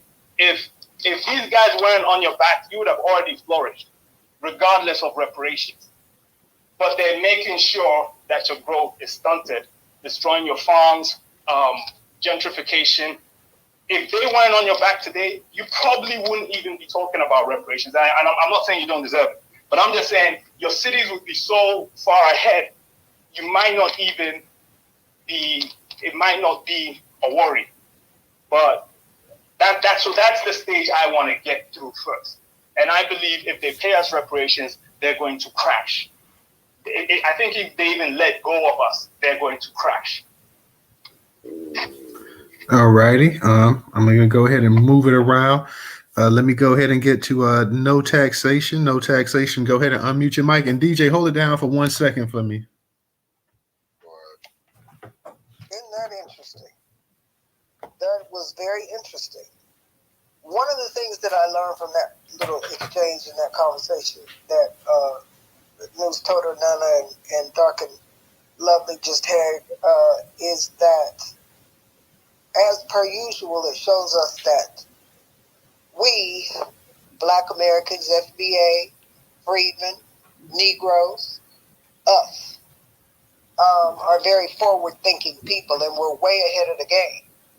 See, I think what Nana doesn't understand, and most people that do not live in this country or haven't lived in this country for the past 35 years, the new ones, they don't understand anything about the 50-year loop. See, we're taught about the 50-year loop.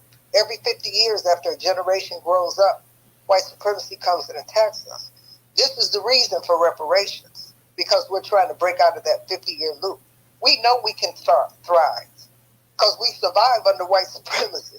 So, of course, we're going to thrive once we get out from underneath of it. We do it every time. But every 50 years, they come and attack us again with weaponry. They don't just attack us systemically. They attack us with weaponry, weapons of war that they use in other countries. They use it on us, too. And because they, those blacks in other countries have never experienced that, what we go through, they don't understand our thought. They don't understand what reparations means. They don't understand the need for reparations. I think they believe money and land is first and foremost, and then that will catch us up, but that's not true. Because we not only have systems that have built-in racism in it, we also have those ancillary systems that have built-in racism in it. And so the major portion of this battle in this country is systemic. Because if we get paid reparations and close the racial wealth gap, and we tweak these systems like we're trying to do and like we always often do, that will have a reverberation around the world for other blacks in their countries. And everybody apparently is not ready for that. We are, because, and I say this time and time again, we're the only people in the world that fight this system of white supremacy that dominates the world on an everyday basis. And we've had our battles and we've won most of those battles. We haven't won the war. The war is pure lineage-based reparations. That's the war.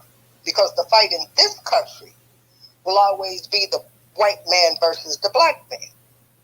See, if you don't understand the foundations of white supremacy, then you'll be talking about all those other little things about land and money and all that kind of stuff. We're trying to break the system of white supremacy. And when we do, and we will, it will reverberate around the world. And maybe you won't have those puppet government officials over there in Ghana anymore. Maybe then we can come over there and teach y'all what the game is. And if he's a puppet government official trying to line his pockets, he's in the pockets of the American political system. I can tell you that for a fact, because that's what we do in this country. That's what this country does. They set up puppet governments. So then it makes it so much easier for the United States of America and its friends to steal your resources and make your people homeless so that you can't go to them white folks or black folks or whoever it is that got a shed that can feed 6 people. See, Americans don't want to live like that. Black American people don't want to live like that. We ain't picking nothing. We ain't scraping nothing. We ain't doing none of that no more.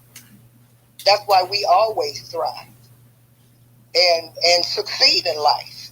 And yes, they need to leave us alone, but they're not going to leave us alone unless and until we get reparations. And we know that because that breaks the back of the mass incarceration, the policing system, the employment system. It breaks everything.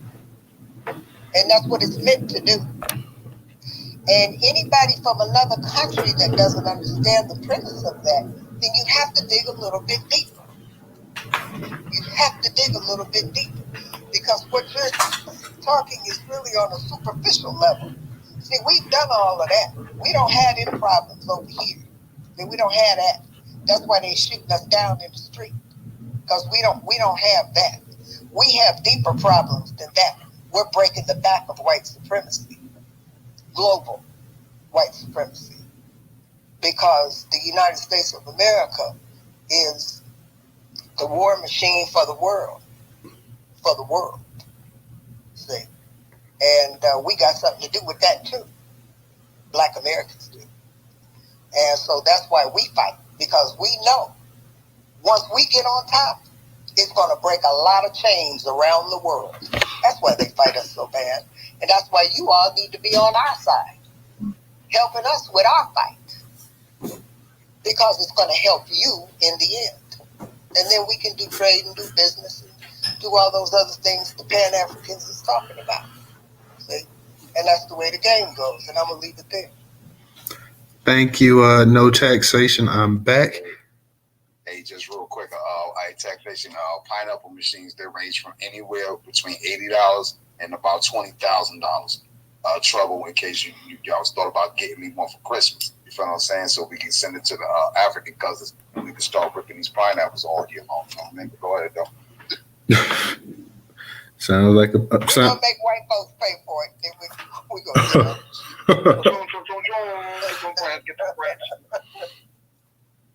And like I say, shout out, I see FBA Goddess up in here as well too. So shout out to FBA Goddess as well.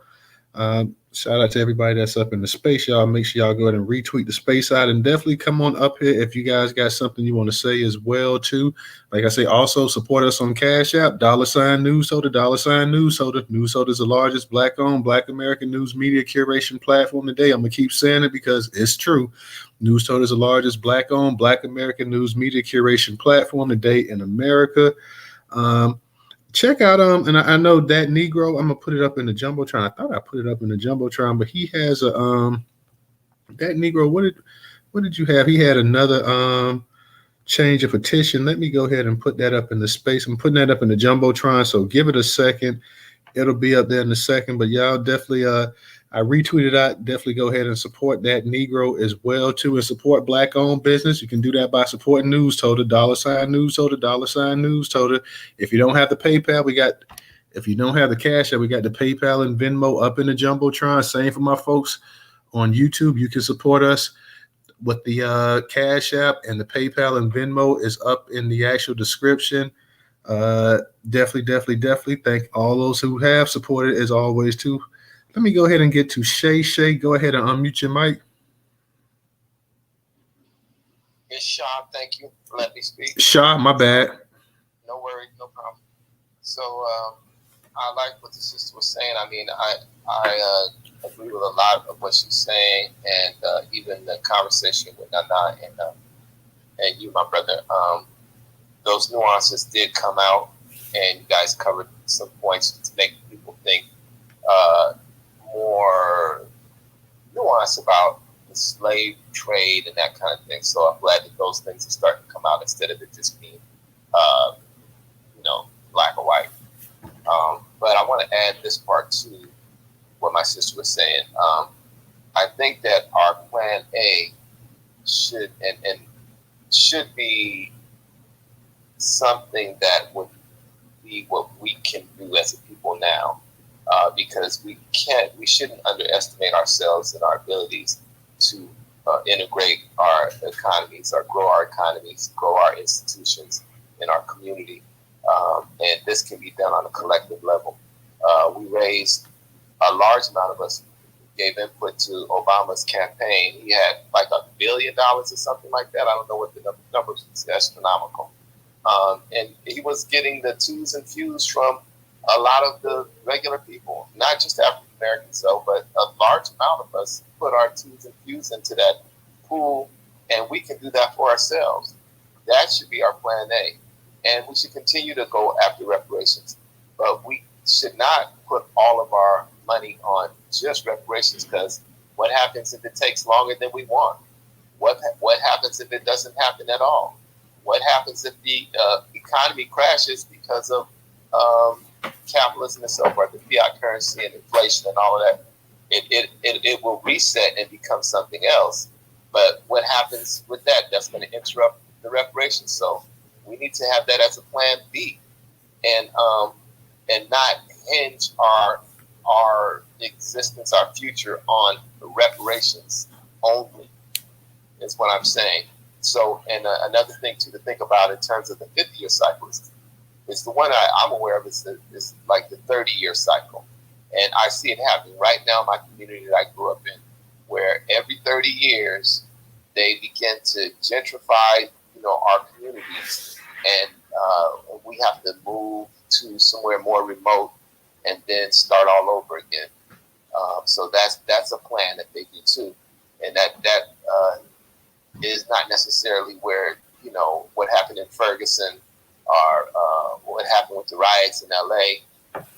So I don't know how the 50-year cycle fits in that, but I could see that though, definitely, where they're weaponizing these police departments and that new police city in Atlanta, that kind of stuff.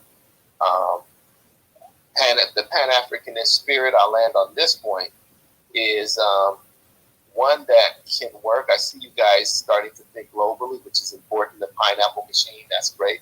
There's some other possibilities that could happen, and could be, kind of written into the reparations for us to do things in places where Black folks are. It doesn't have to be Africa necessarily, although I think that would be the stronghold that needs to happen.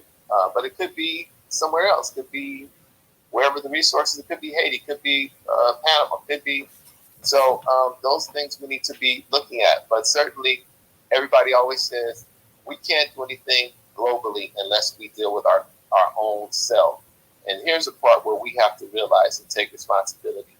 We have got to get out of our own way, and that does not take the whole part of the crackers part in they're undermining everything we do. And when we start to build, destroy it or try to destroy it, it doesn't take away from knowing that knowledge. But where we come in, we've got to recognize and we've got to take responsibility for having grocery stores and chain grocery stores in our communities, a hospital in our communities, schools that we run and have the curriculum ourselves, or even if it's public schools, the curriculum must meet our standards. And if we don't deal with that area, we need to have the common sense to put somebody like Kaba Kamene and nationalize his curriculum.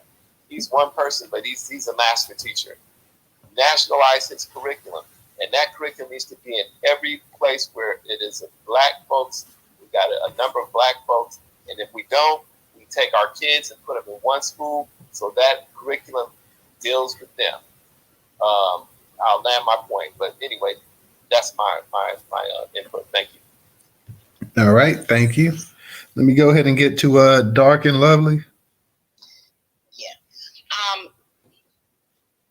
I don't mean to be mean, but it's really annoying, when people come in and say, we should worry about other things and not reparations. If you see another area that needs to be worked on with Black Americans, why don't you just go over there, get you a group together like we have here that's working on reparations, and you work on whatever else would, move Black Americans along in a progressive way.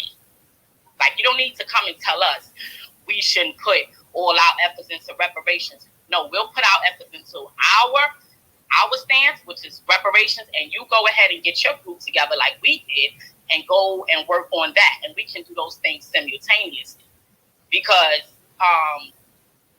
just telling us we shouldn't put all our eggs in it, like as if we just sitting around and just waiting on reparations and not trying to move the community forward at the same time, it's just ridiculous. So I'm hoping that, next time I come on here, I can see Shy is getting together a group and working on all those things that he mentioned that's needed in the Black community. If not, please stop telling us to do it.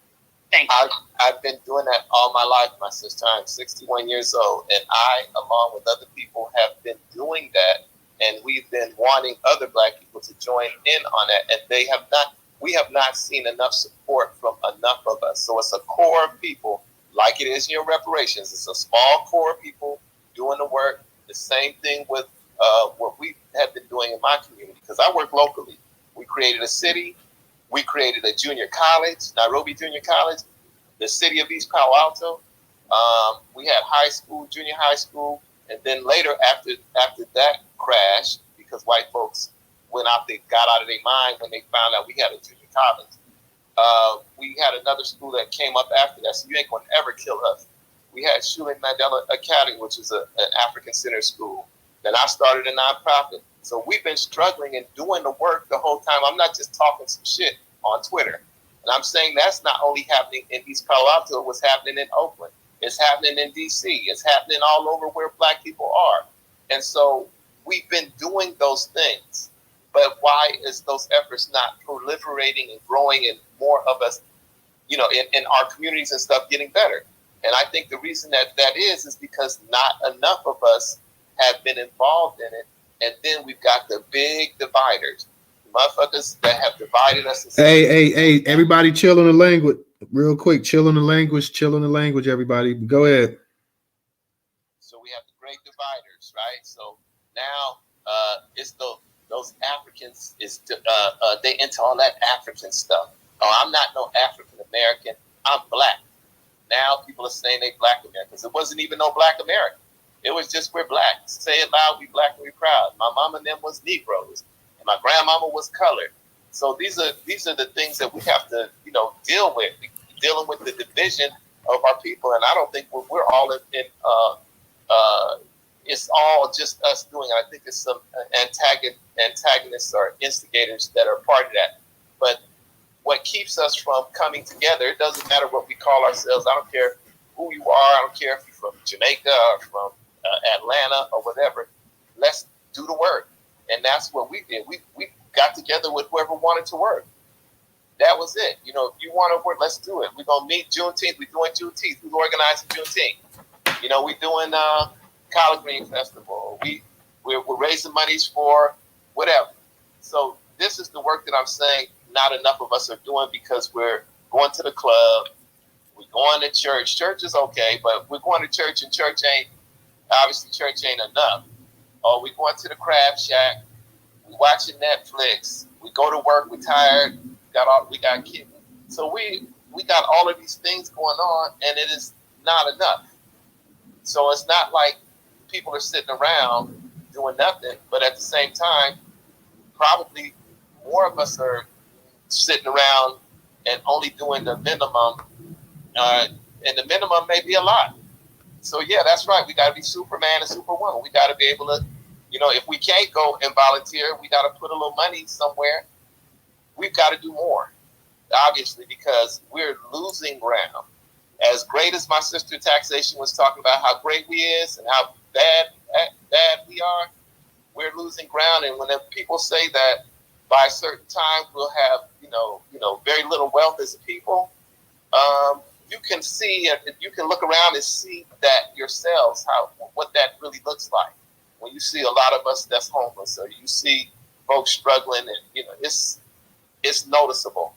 So I'm saying, yes, we are beautiful people. We got a lot of potential. We're doing, but not enough of us. That's why you got a small core of people doing reparations.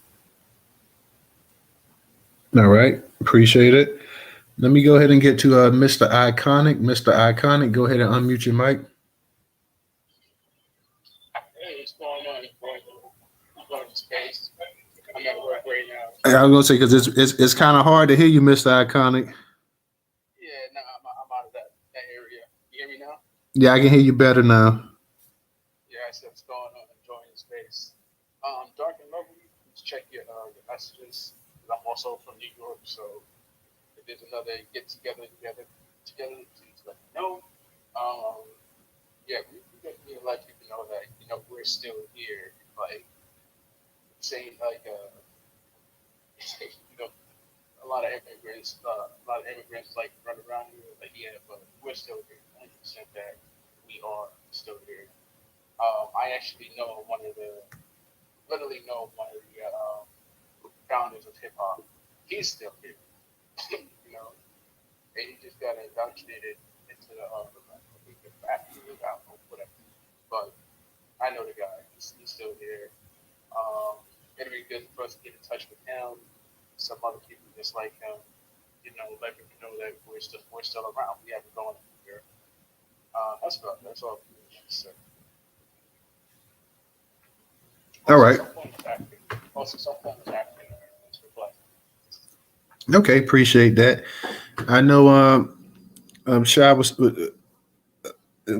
saying that about the whole thing about, I guess, the back and forth, and maybe you're seeing it online about the Africans and black people going back and forth. We're not this, we're not that. And I think you also hit the nail on the head as well too. Like it's more than just one way as well too. So I mean, yeah, you have black people saying that we're this, we're that. You also have Africans as well, chiming in, giving their personal opinions as well too. So it's not just a one-way street. And a lot of times when you do have these conversations going on, a lot of times you hear black people, black Americans, they kind of get hit with the actual like, well, you guys basically, you should know better, leave it alone, and this and that, whatever. It's a two-way street. It works both ways. And I get what you were saying too about the back in the day, when your parents were saying that they were singing the James Brown song, "I'm black and I'm proud," and this and that, we looked at ourselves as black. Well, yeah, that's true. When you think about it, 97% of the people, 98% of the people in the country probably were black Americans. So that was what they, I'm black and I'm proud. That's all they knew, that they was black and stuff like that. And they looked at other black people that came in this country, the immigrants, as being black as well too. Now, some of these immigrants themselves, when they came over here, did not look at themselves as being black. They looked at themselves as coming from a nation, and they call themselves this or that for whatever that nation. So, we can't totally put that all on black Americans as well too, because I was born and raised in Florida, and I've been around a lot of Caribbeans and stuff like that as well too. And most Caribbeans in the 80s consider themselves black, but you did have some that say, hey, you know what?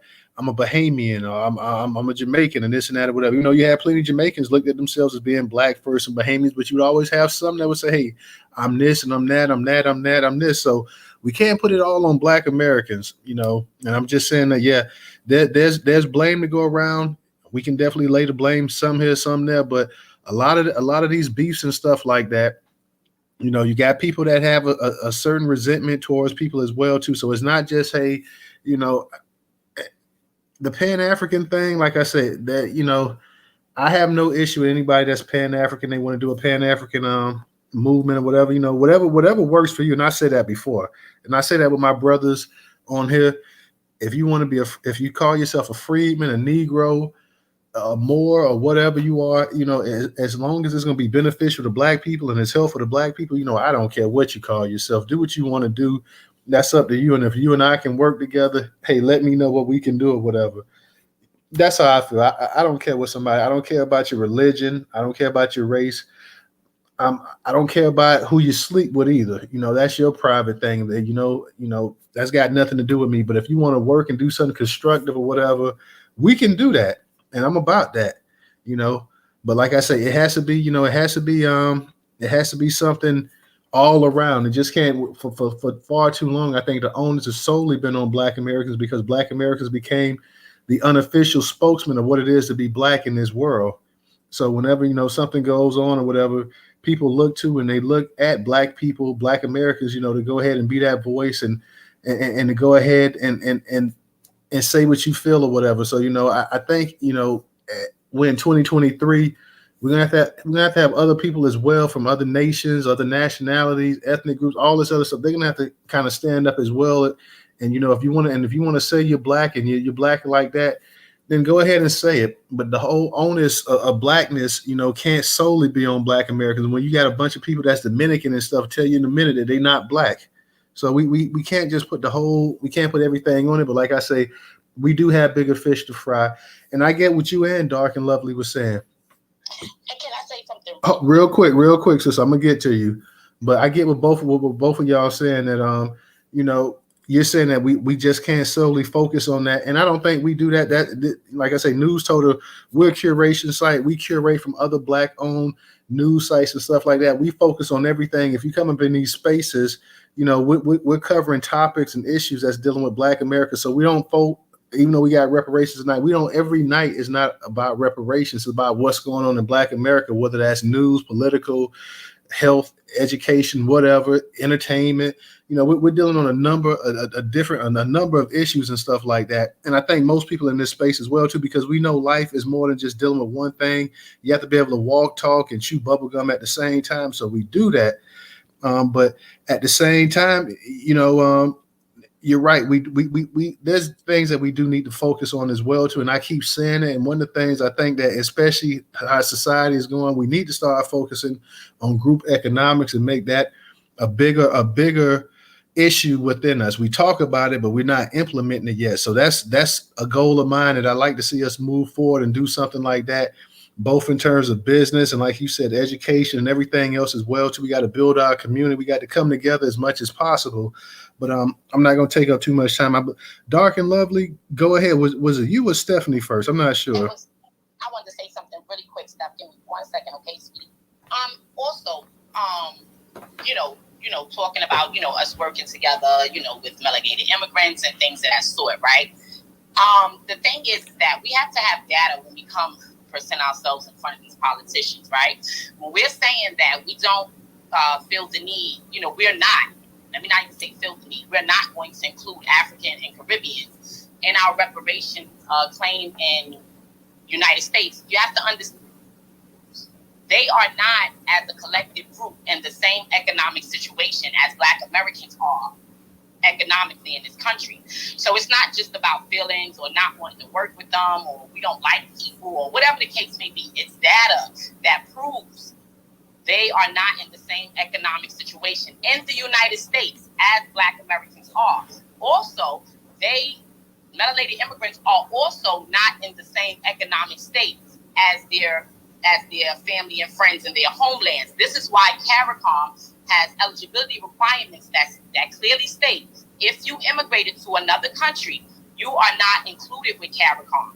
Does that make sense? So these things are not just about feelings or wanting to argue on Twitter. There's actually data that states they are not in the same economic situation as we are as a collective. Does that make more sense, Shah? I understand what you're saying.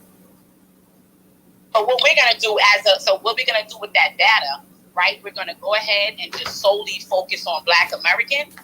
Because, like I said, there is proven data that immigrants that came to the United States are not in the same economic situation that Black Americans are as a collective. All right. Thank you, Dark and Lovely. Let me go ahead and get to Stephanie. Stephanie, go ahead and unmute your mic. We're not going to keep the space open too much longer, guys. I know everybody's been in here for a little minute, so for those that want to speak, go ahead and come on up here, whatever, because we're not going to keep the space rolling too much longer, guys. Go ahead, Stephanie. How you doing, Newstoter, DJ? Shout out to everybody in the chat room. What's up? What's going on? I just got to say this. I didn't do too much research on this conference on reparations in Ghana. Hopefully it will turn out to be something that can be, it can turn out to be, have some progress in it, I guess. But I wanted to piggyback off of what Dark and Lovely said, in a sense. I grew up in New York City, okay? I grew up around, the majority of the people that I grew up around were Black Americans because I'm from a specific neighborhood where the overwhelming majority were Black Americans rooted in the Deep South, okay? You had quite a few people that were actually from the Caribbean at the time. And my experiences with them, it was good and some of it was bad because a lot of them, and this is from my experience, okay? I don't know about anybody else's experience, but a lot of them did not consider themselves Black. The first thing they said to me off the rip was, I'm not really Black. I'm Chinese, I'm Indian, I'm this, I'm that. And their hair had a texture close to mine. So I'm like, okay, you're these things, but I'm looking at your complexion, I'm looking at your hair, and you look like a regular, you know, somebody of Afro descent. And I don't like that part, okay? But, and I had to deal with that again in high school. And it's the same story. And I'm like, you're not Black. They you know, basically they go by, well, I'm not Black, I'm Jamaican. I'm not Black, I'm Barbadian. I'm not Black, I'm this, I'm not Black, I'm that. And I never shied away from my Blackness. I always accepted it and I wore it as a badge of honor to be who I am. I was never ashamed of that, you know, and I didn't understand it, but that's how they were great. They were raised culturally. But then, you know, especially when they come up and, you know, a lot of them get on these jobs, and let's be totally honest. Enough of them get on these jobs, the first thing they do is they find the first Black American that they can go up against and try to run them off the job. I've seen it. So I don't want nobody saying that's a lie, that's not true. It is absolutely true. And it's not just them that do that. The Hispanics do it too. I don't care if they're from Peru, Guatemala, Puerto Rico, Dominican Republic, Cuba, whatever. You're not Hispanic to them. They're going to gang up on you. No Black mommy, I'm Dominican mommy. No Black mommy. Yeah, of course. A lot of them do that. They'll get you out of there and they'll get their own in it. That's a form of tribalism. And this is what people are bringing to their host country, and then have the audacity to turn around under the same breath and say, oh, Black Americans are this and Black Americans are that. Black people in this country of the soil are to the point where we are absolutely fed up. How much more do you expect a Black American to put their issues to the side to help somebody further them forward, and then at the same time, they're kicking the ladder from you so you can't advance or progress? And this is what we're talking about. But then under the same breath, they're saying that we're lazy, we're stupid, we're all drug dealers and baby mamas and all this other crap that these people like to come out and say, but then turn around and tell you that you're the one that's being xenophobic. And it's making me understand the South Africans even more when they mention this, because it's almost like a reverse psychology. You come here, you benefit off of everything, and then you turn around and tell me that I'm lazy. And some of you guys, if you know human resources, right? All you got to do is look in your local city or area where you're from. Find out who's in human resources, what their ethnic background is. That should give you an idea of who and where they're from. Okay? And like I said, once again, you can't go to somebody else's country and discriminate against them on their own land. This is why we better start paying attention, and we better start taking names down, find out which company owns these organizations, because in a sense, I have a feeling that a lot of these companies know exactly what some of these people are doing.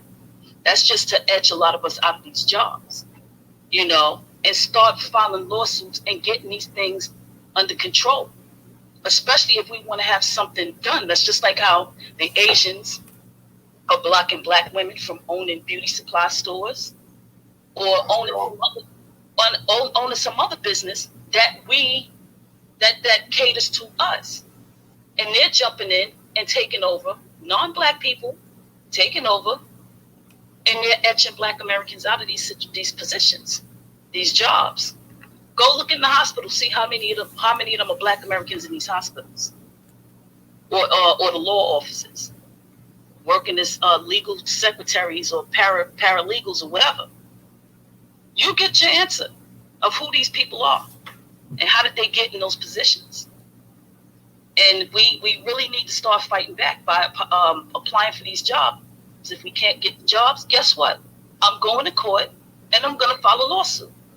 We have to start doing that, and we definitely got to start knocking on these politicians' heads. And when I say that, I mean verbally.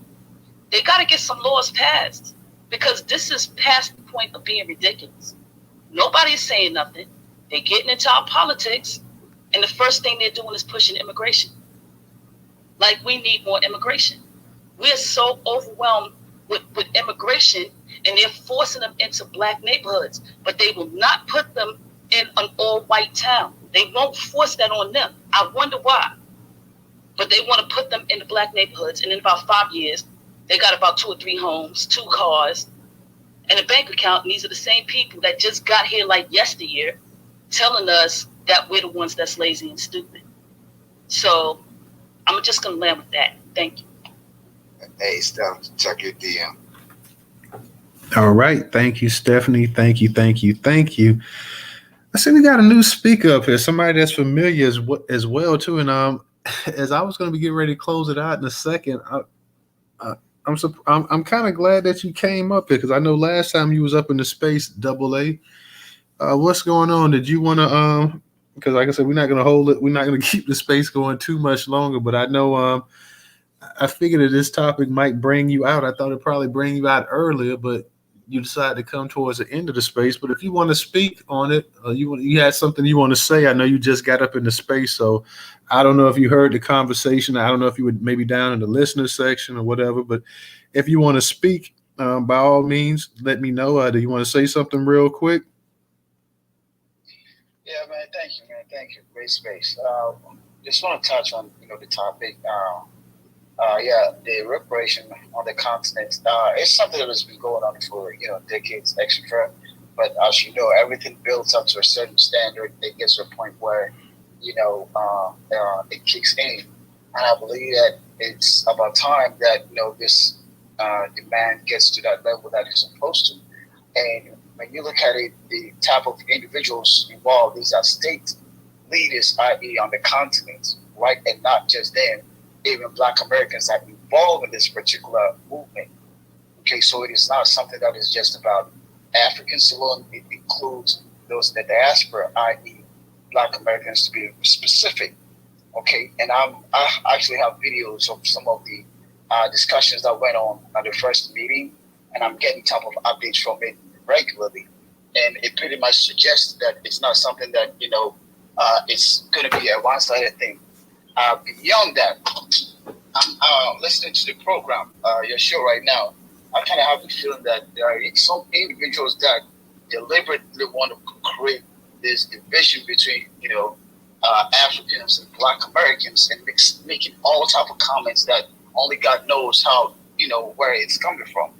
Listen, as to whether who is Black or not, if you go into the definition of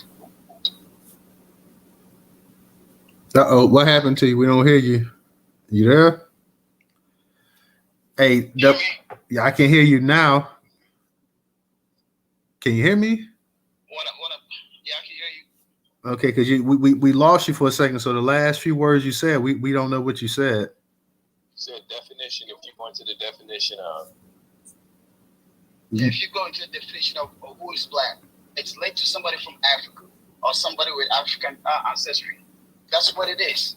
So why are we in one breath saying that we are black, in another breath claiming that we have nothing to do with Africa? If somebody doesn't want to be part of Africa or wants to deny their background, that is fine. But there's a reality out there that we have to deal with. Let's stop this, division, because it doesn't help nobody. It just doesn't help nobody. Africans going to the table on reparation, they are going with leverage, strong leverage, not at the Congress of the United States. They are going to the world powers, i.e., United Nations, etc. And they have that power of demand based on their resources. So if we want to do any competition, who's going to win here? So why can't we just move as a unit and then tap in with whatever that we can get to the benefit of everybody? I don't understand it. This whole and Africans, this and Africa, that it's counterproductive. We just need to stop. When Ghana, for example, is playing the World Cup, what's the name of the Ghana soccer team? The Black Stars. The Black Stars, flying the flag of all black folks in the world. So why are we trying to create this division? And I yield the mic. Okay, real quick. Hey, what division did you hear? Because did you hear any division from me in this space? Is what you said? I listened to the last lady that spoke. The last lady that spoke. Talk about Stephanie. Probably here. Talk about undermining this. Listen, bro. In this country, right? In this country, when you talk of black folks, what are the first people you're talking about? What comes to mind? It's not black Americans. Yeah, the first point of call, because if you talk of any black people that got here, they're the first people that got here. I just got here, as long as you are concerned. So if you ask me, am I black? And I say, basically, whoever asks me the question, want to find out if I'm black American or not. Am I black American by default? No, I'm not. Administratively, you can say that yes, because I'm black and I own a citizenship. So you're saying the first people when you think of black people in the country, you don't think about black Americans first and foremost? What I'm saying is that in the United States, right? Because black Americans are the first to get here. When anybody asks you, are you black? That is where automatically it goes. That they are referencing you to be black American. And then you would have to clarify whether you are a black American or you're from somewhere. Okay, I listened to you. You say you're from Florida. Did you say you're from black Florida? You're a black Floridian, New Yorker, black Connecticut? I ain't never heard nobody say that. So why would you expect that when we're on the continent, I'm a black Fanti, black Ghanaian, black? For what purpose? When everybody knows that you're black. I mean, let that make sense to me. They expect everybody outside the United States to state that they are black before they get to know that they are black. This is academically flawed. I'm just serious. I gotta interrupt. Hold on. I'm gonna get to you real quick, but let him go ahead and finish up real quick. I'm basically done, sir. Let the lady go. Thank you. I think I just need for him to understand and I'm a woman of a particular age, okay? And I speak this from my existence in America, which has been very close to 70 years now. So hear me and hear me well. When we in this country say black, we're talking about a political status. See, when you say black, you're thinking of something else. You're thinking of a people. We are talking about a political status. Because before we named ourselves Black Americans, every name we ever had came from white folks.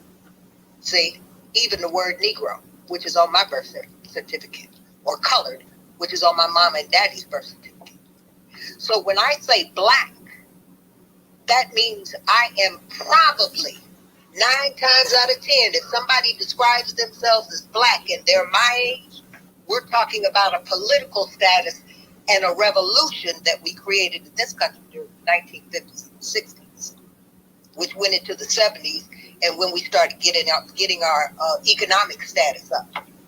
So you need to really understand when you're in this country, black is more of a political statement. Being a black American is more of a political statement than it is about a racial or ethnic status.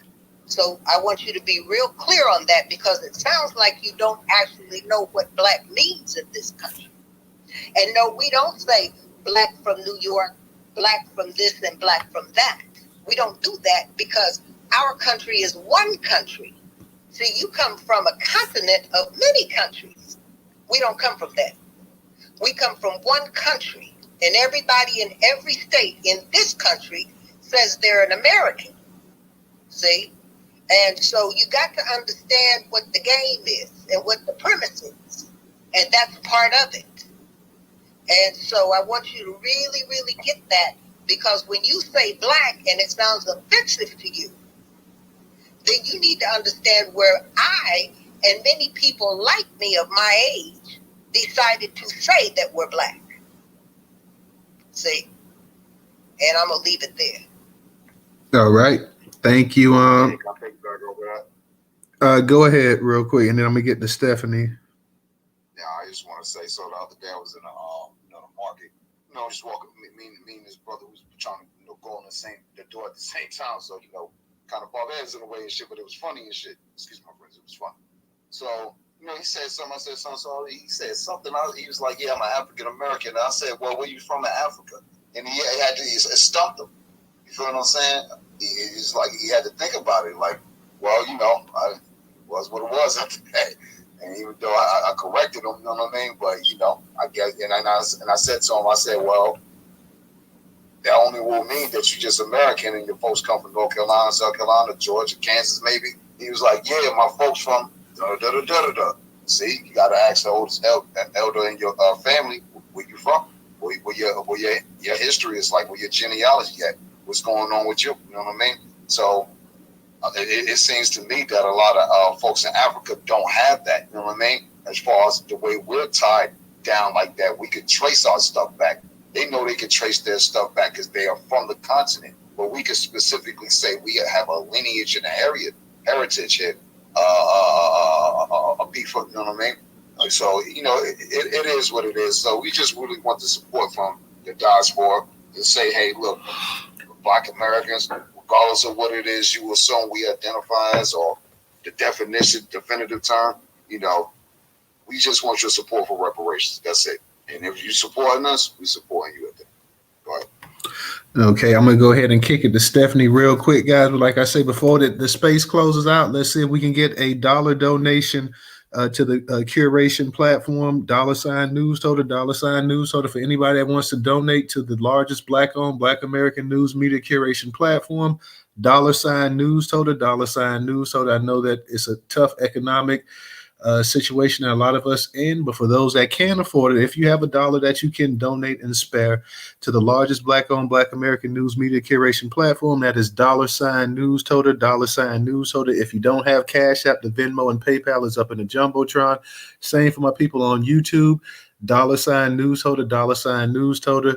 If you guys don't have Cash App, the Venmo and PayPal is up in the actual description on YouTube.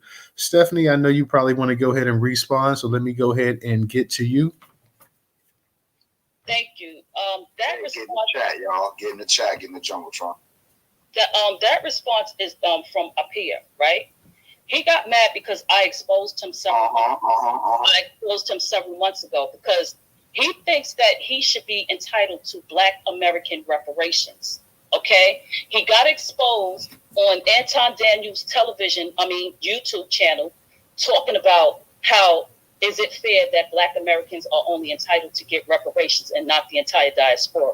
So if you're going to say something, you say it right, because your butt is studying our reparations because you're trying to see how you can worm your way into getting our reparations. And I took pictures of your responses, you and some other dude, talking about if y'all not entitled to our reparations and we get it, y'all are going to take this to court and sue. And I got the pictures to prove it. This is what we be talking about. It's the constant It's almost like an annoyance, like a puppy biting on somebody's collar. Y'all do the same nonsense, and then you got the nerve to sit up here and under the sun and call somebody divisive. I've been watching y'all. I still got them those pictures of your tweets. I will put them on the jumbotron so everybody can see exactly what you said. So you sitting up here and you trying to call me divisive, but you're the one that's being divisive. You're in all them Pan-African spaces. You ain't telling them niggas that they're being divisive when they be saying something about Black Americans. And not be Okay, ma'am, let's do this. Don't, ma'am. Dare you. Okay, let's. All right. Okay. Wait. Wait. Let her go ahead and finish.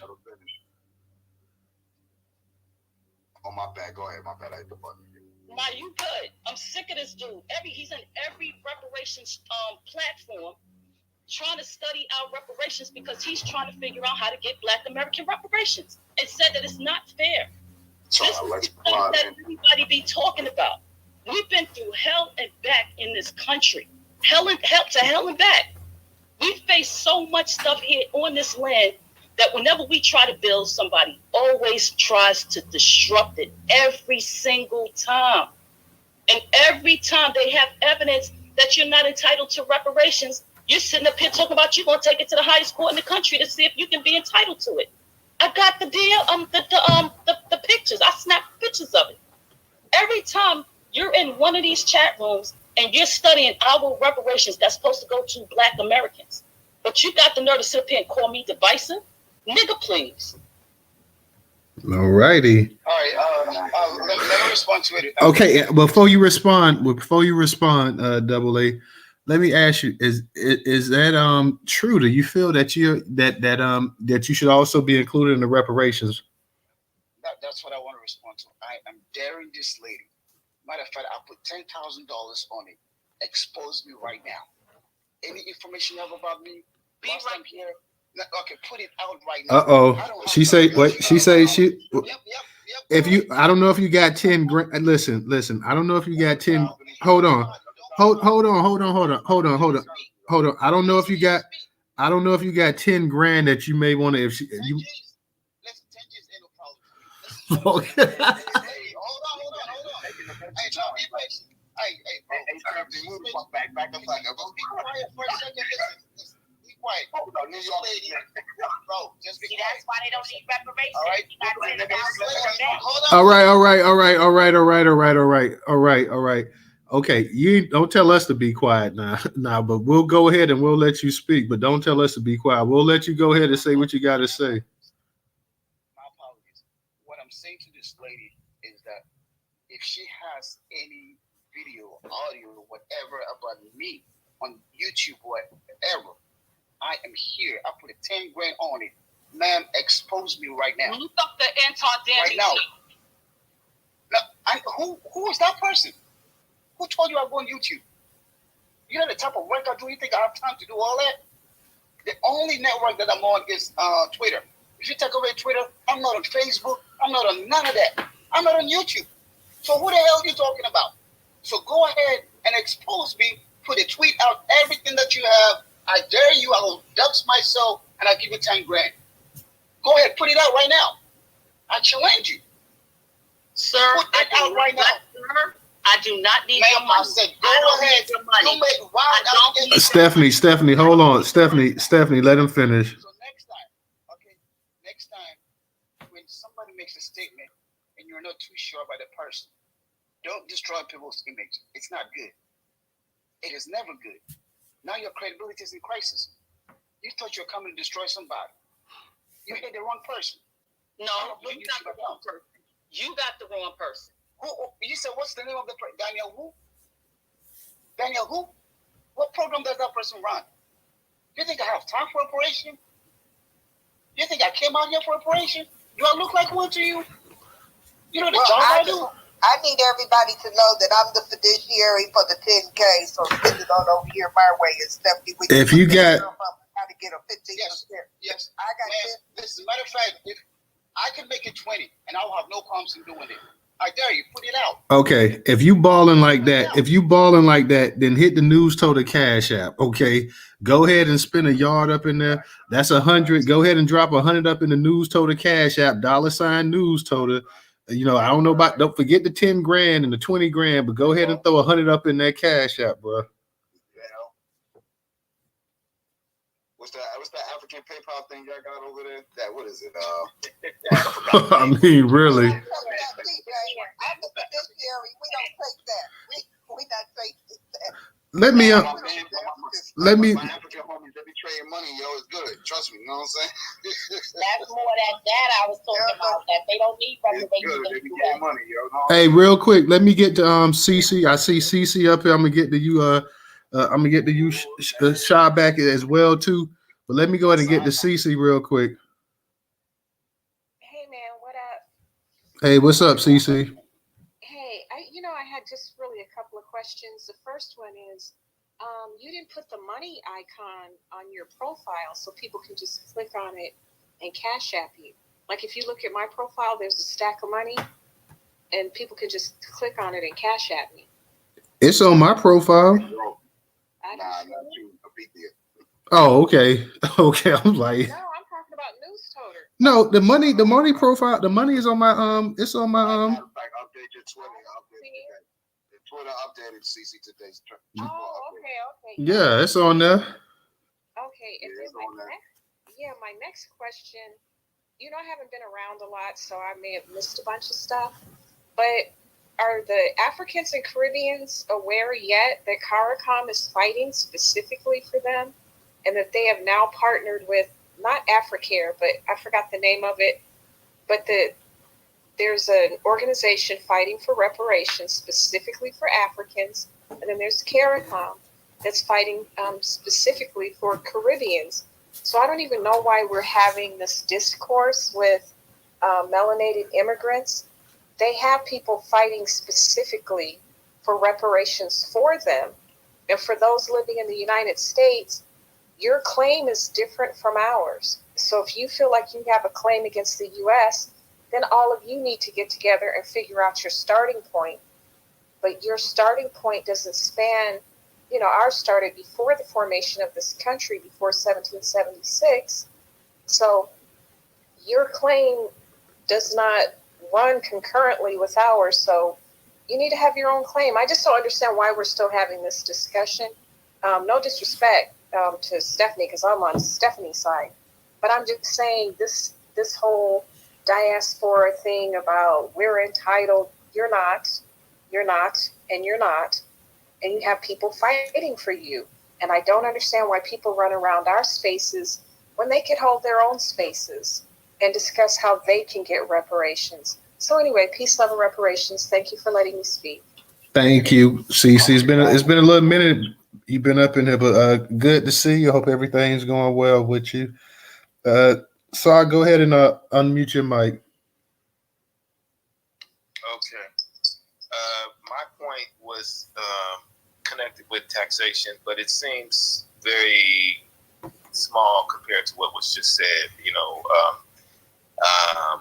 I was just going to make the point that from my generation, we were I consider a renaissance. The 80s was a renaissance for Afrocentrism and Black studies, So I was young when I'm proud and we're Black. I was young, very young, but I was part of that as a young, 12, 14-year-old, But in my college days, conversation was, well, Black is a color, and we need to include in our nationality, our ethnicity, which we could say was Igbo or Malinke. We could say it was African because we knew we came from somewhere in Africa. So it made sense for us to be able to identify with where we're from and a land base. You got to hear John Henry Clark talk about this, and it makes sense. I mean, if I can go to Chinatown and look at a person in Chinatown and say he's a Chinese man or he's Asian, And I'm not going to say he's Chinese American. I'm just going to say he's Chinese. He could have been third or fourth generation Chinese in New York or San Francisco. I don't say he's a yellow man. I don't say a Native American is a red man. So this is the common sense we were coming up with. Black is a color. We are not from black land. There's no place called black. We are in America, and we are from Africa, so we are African American. Really, the better term would be American African. Would be a better term than African American. This was the rationale. And you know what? When the sister said that the Caribbeans were here in New York or in different places saying that they were Jamaican, the reason why we would say it would seem weird to us, because I've experienced that too, is because we know they came from the same place we came from. So why would we have a problem with them being Jamaican or consider it weird, or why are they trying to be special, or not want to identify with us when we're the same? Because we're the same because we all come from Africa. Well, hold on a second. I got to get some pushback to that, being from Brick City all day in the building. When a lot of them Jamaicans came up here in the late 80s, early 90s, well, more or less like the mid 90s, closer to the mid 90s. Some of them were here, but for the majority of them that did come here, it was like going on down near the mid 90s. So they've been separating themselves from the moment they landed. Not just them, all of the Caribbeans. Remember, they used to ride around with the flag headband and the headrest. We knew y'all was different then. We didn't ask you where you was from because you had an accent. Y'all chose to separate, or whoever chose to separate themselves wanted to separate. Hey, but not real quick. I'm going to drop one of the speakers down too because we got somebody requesting to come up. But go ahead, Shaw. My bad. So why are you pushing back on me when I'm saying to you, and the thing is that what I'm saying to you is really incongruent with what you're saying, which is that, and not. No, I want to emphasize. It's not a pushback. It's an emphasis. You know what I'm saying? Like, hold on a second, because this is on the recorded line, so you already know. It's kind of like, well, wait a minute. They just wanted to separate. No, because that is the truth. But I'm not denying that. No. I'm not saying that you're denying it, but I'm saying let's get to the grit of the teeth. You know what I'm saying? Like, but here's the grit. I've been doing this since day one. So why is it that we as Black Americans and our elders and ancestors that have moved on in life was advocating for these jokers in the 60s to come over? Let me tell you why. And this is and before you even answer that, did you think in your mind maybe did they? Because I think you said you're 60, right? Years old.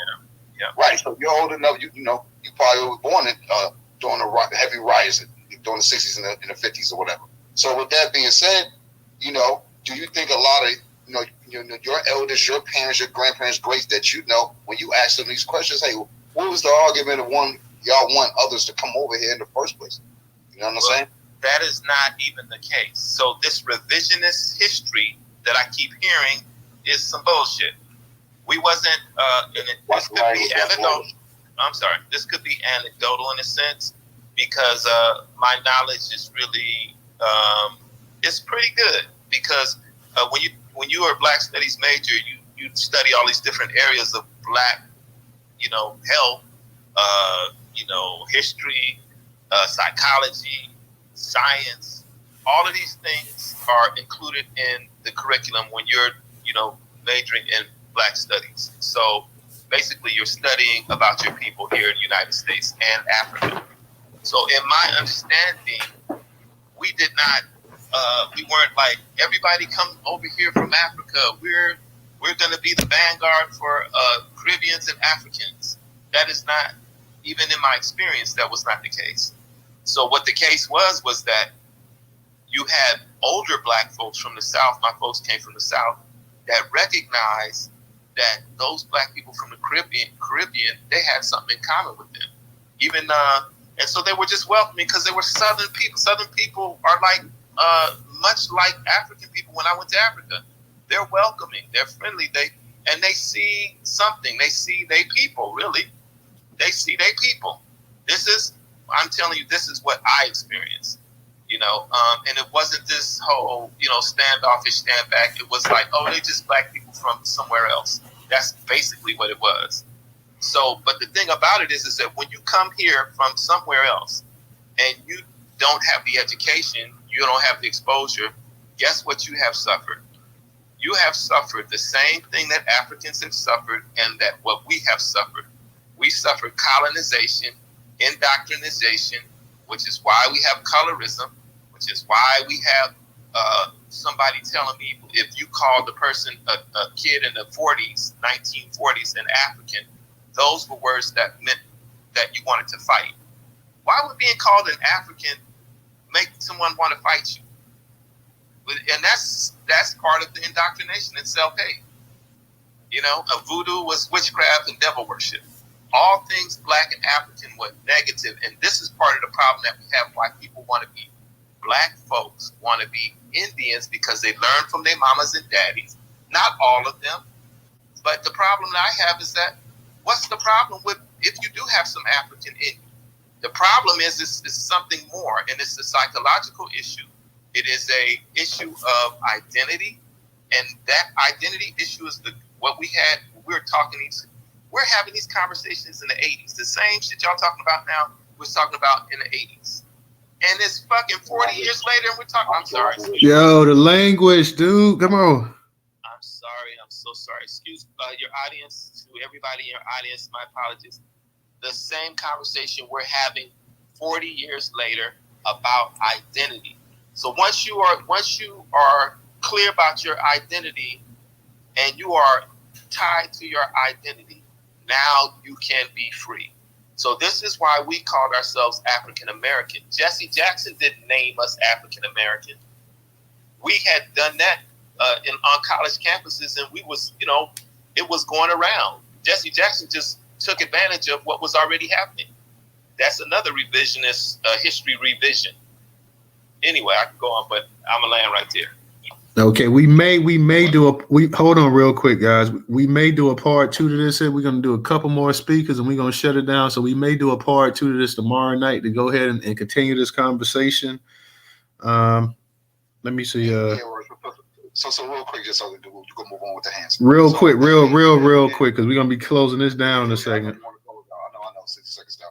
So again, with that being said, I don't think it was any of us that was saying, hey, look, we're this or we're that. I think it was just always the mindset of others coming here were saying, hey, well, I'm from here. And I understand that a lot of folks really play on that. Oh, well, you was picking on me as a kid. That's all I really hear with a lot of these folks be saying why we don't get along is because you picked on me as a kid. Not because we invaded that country.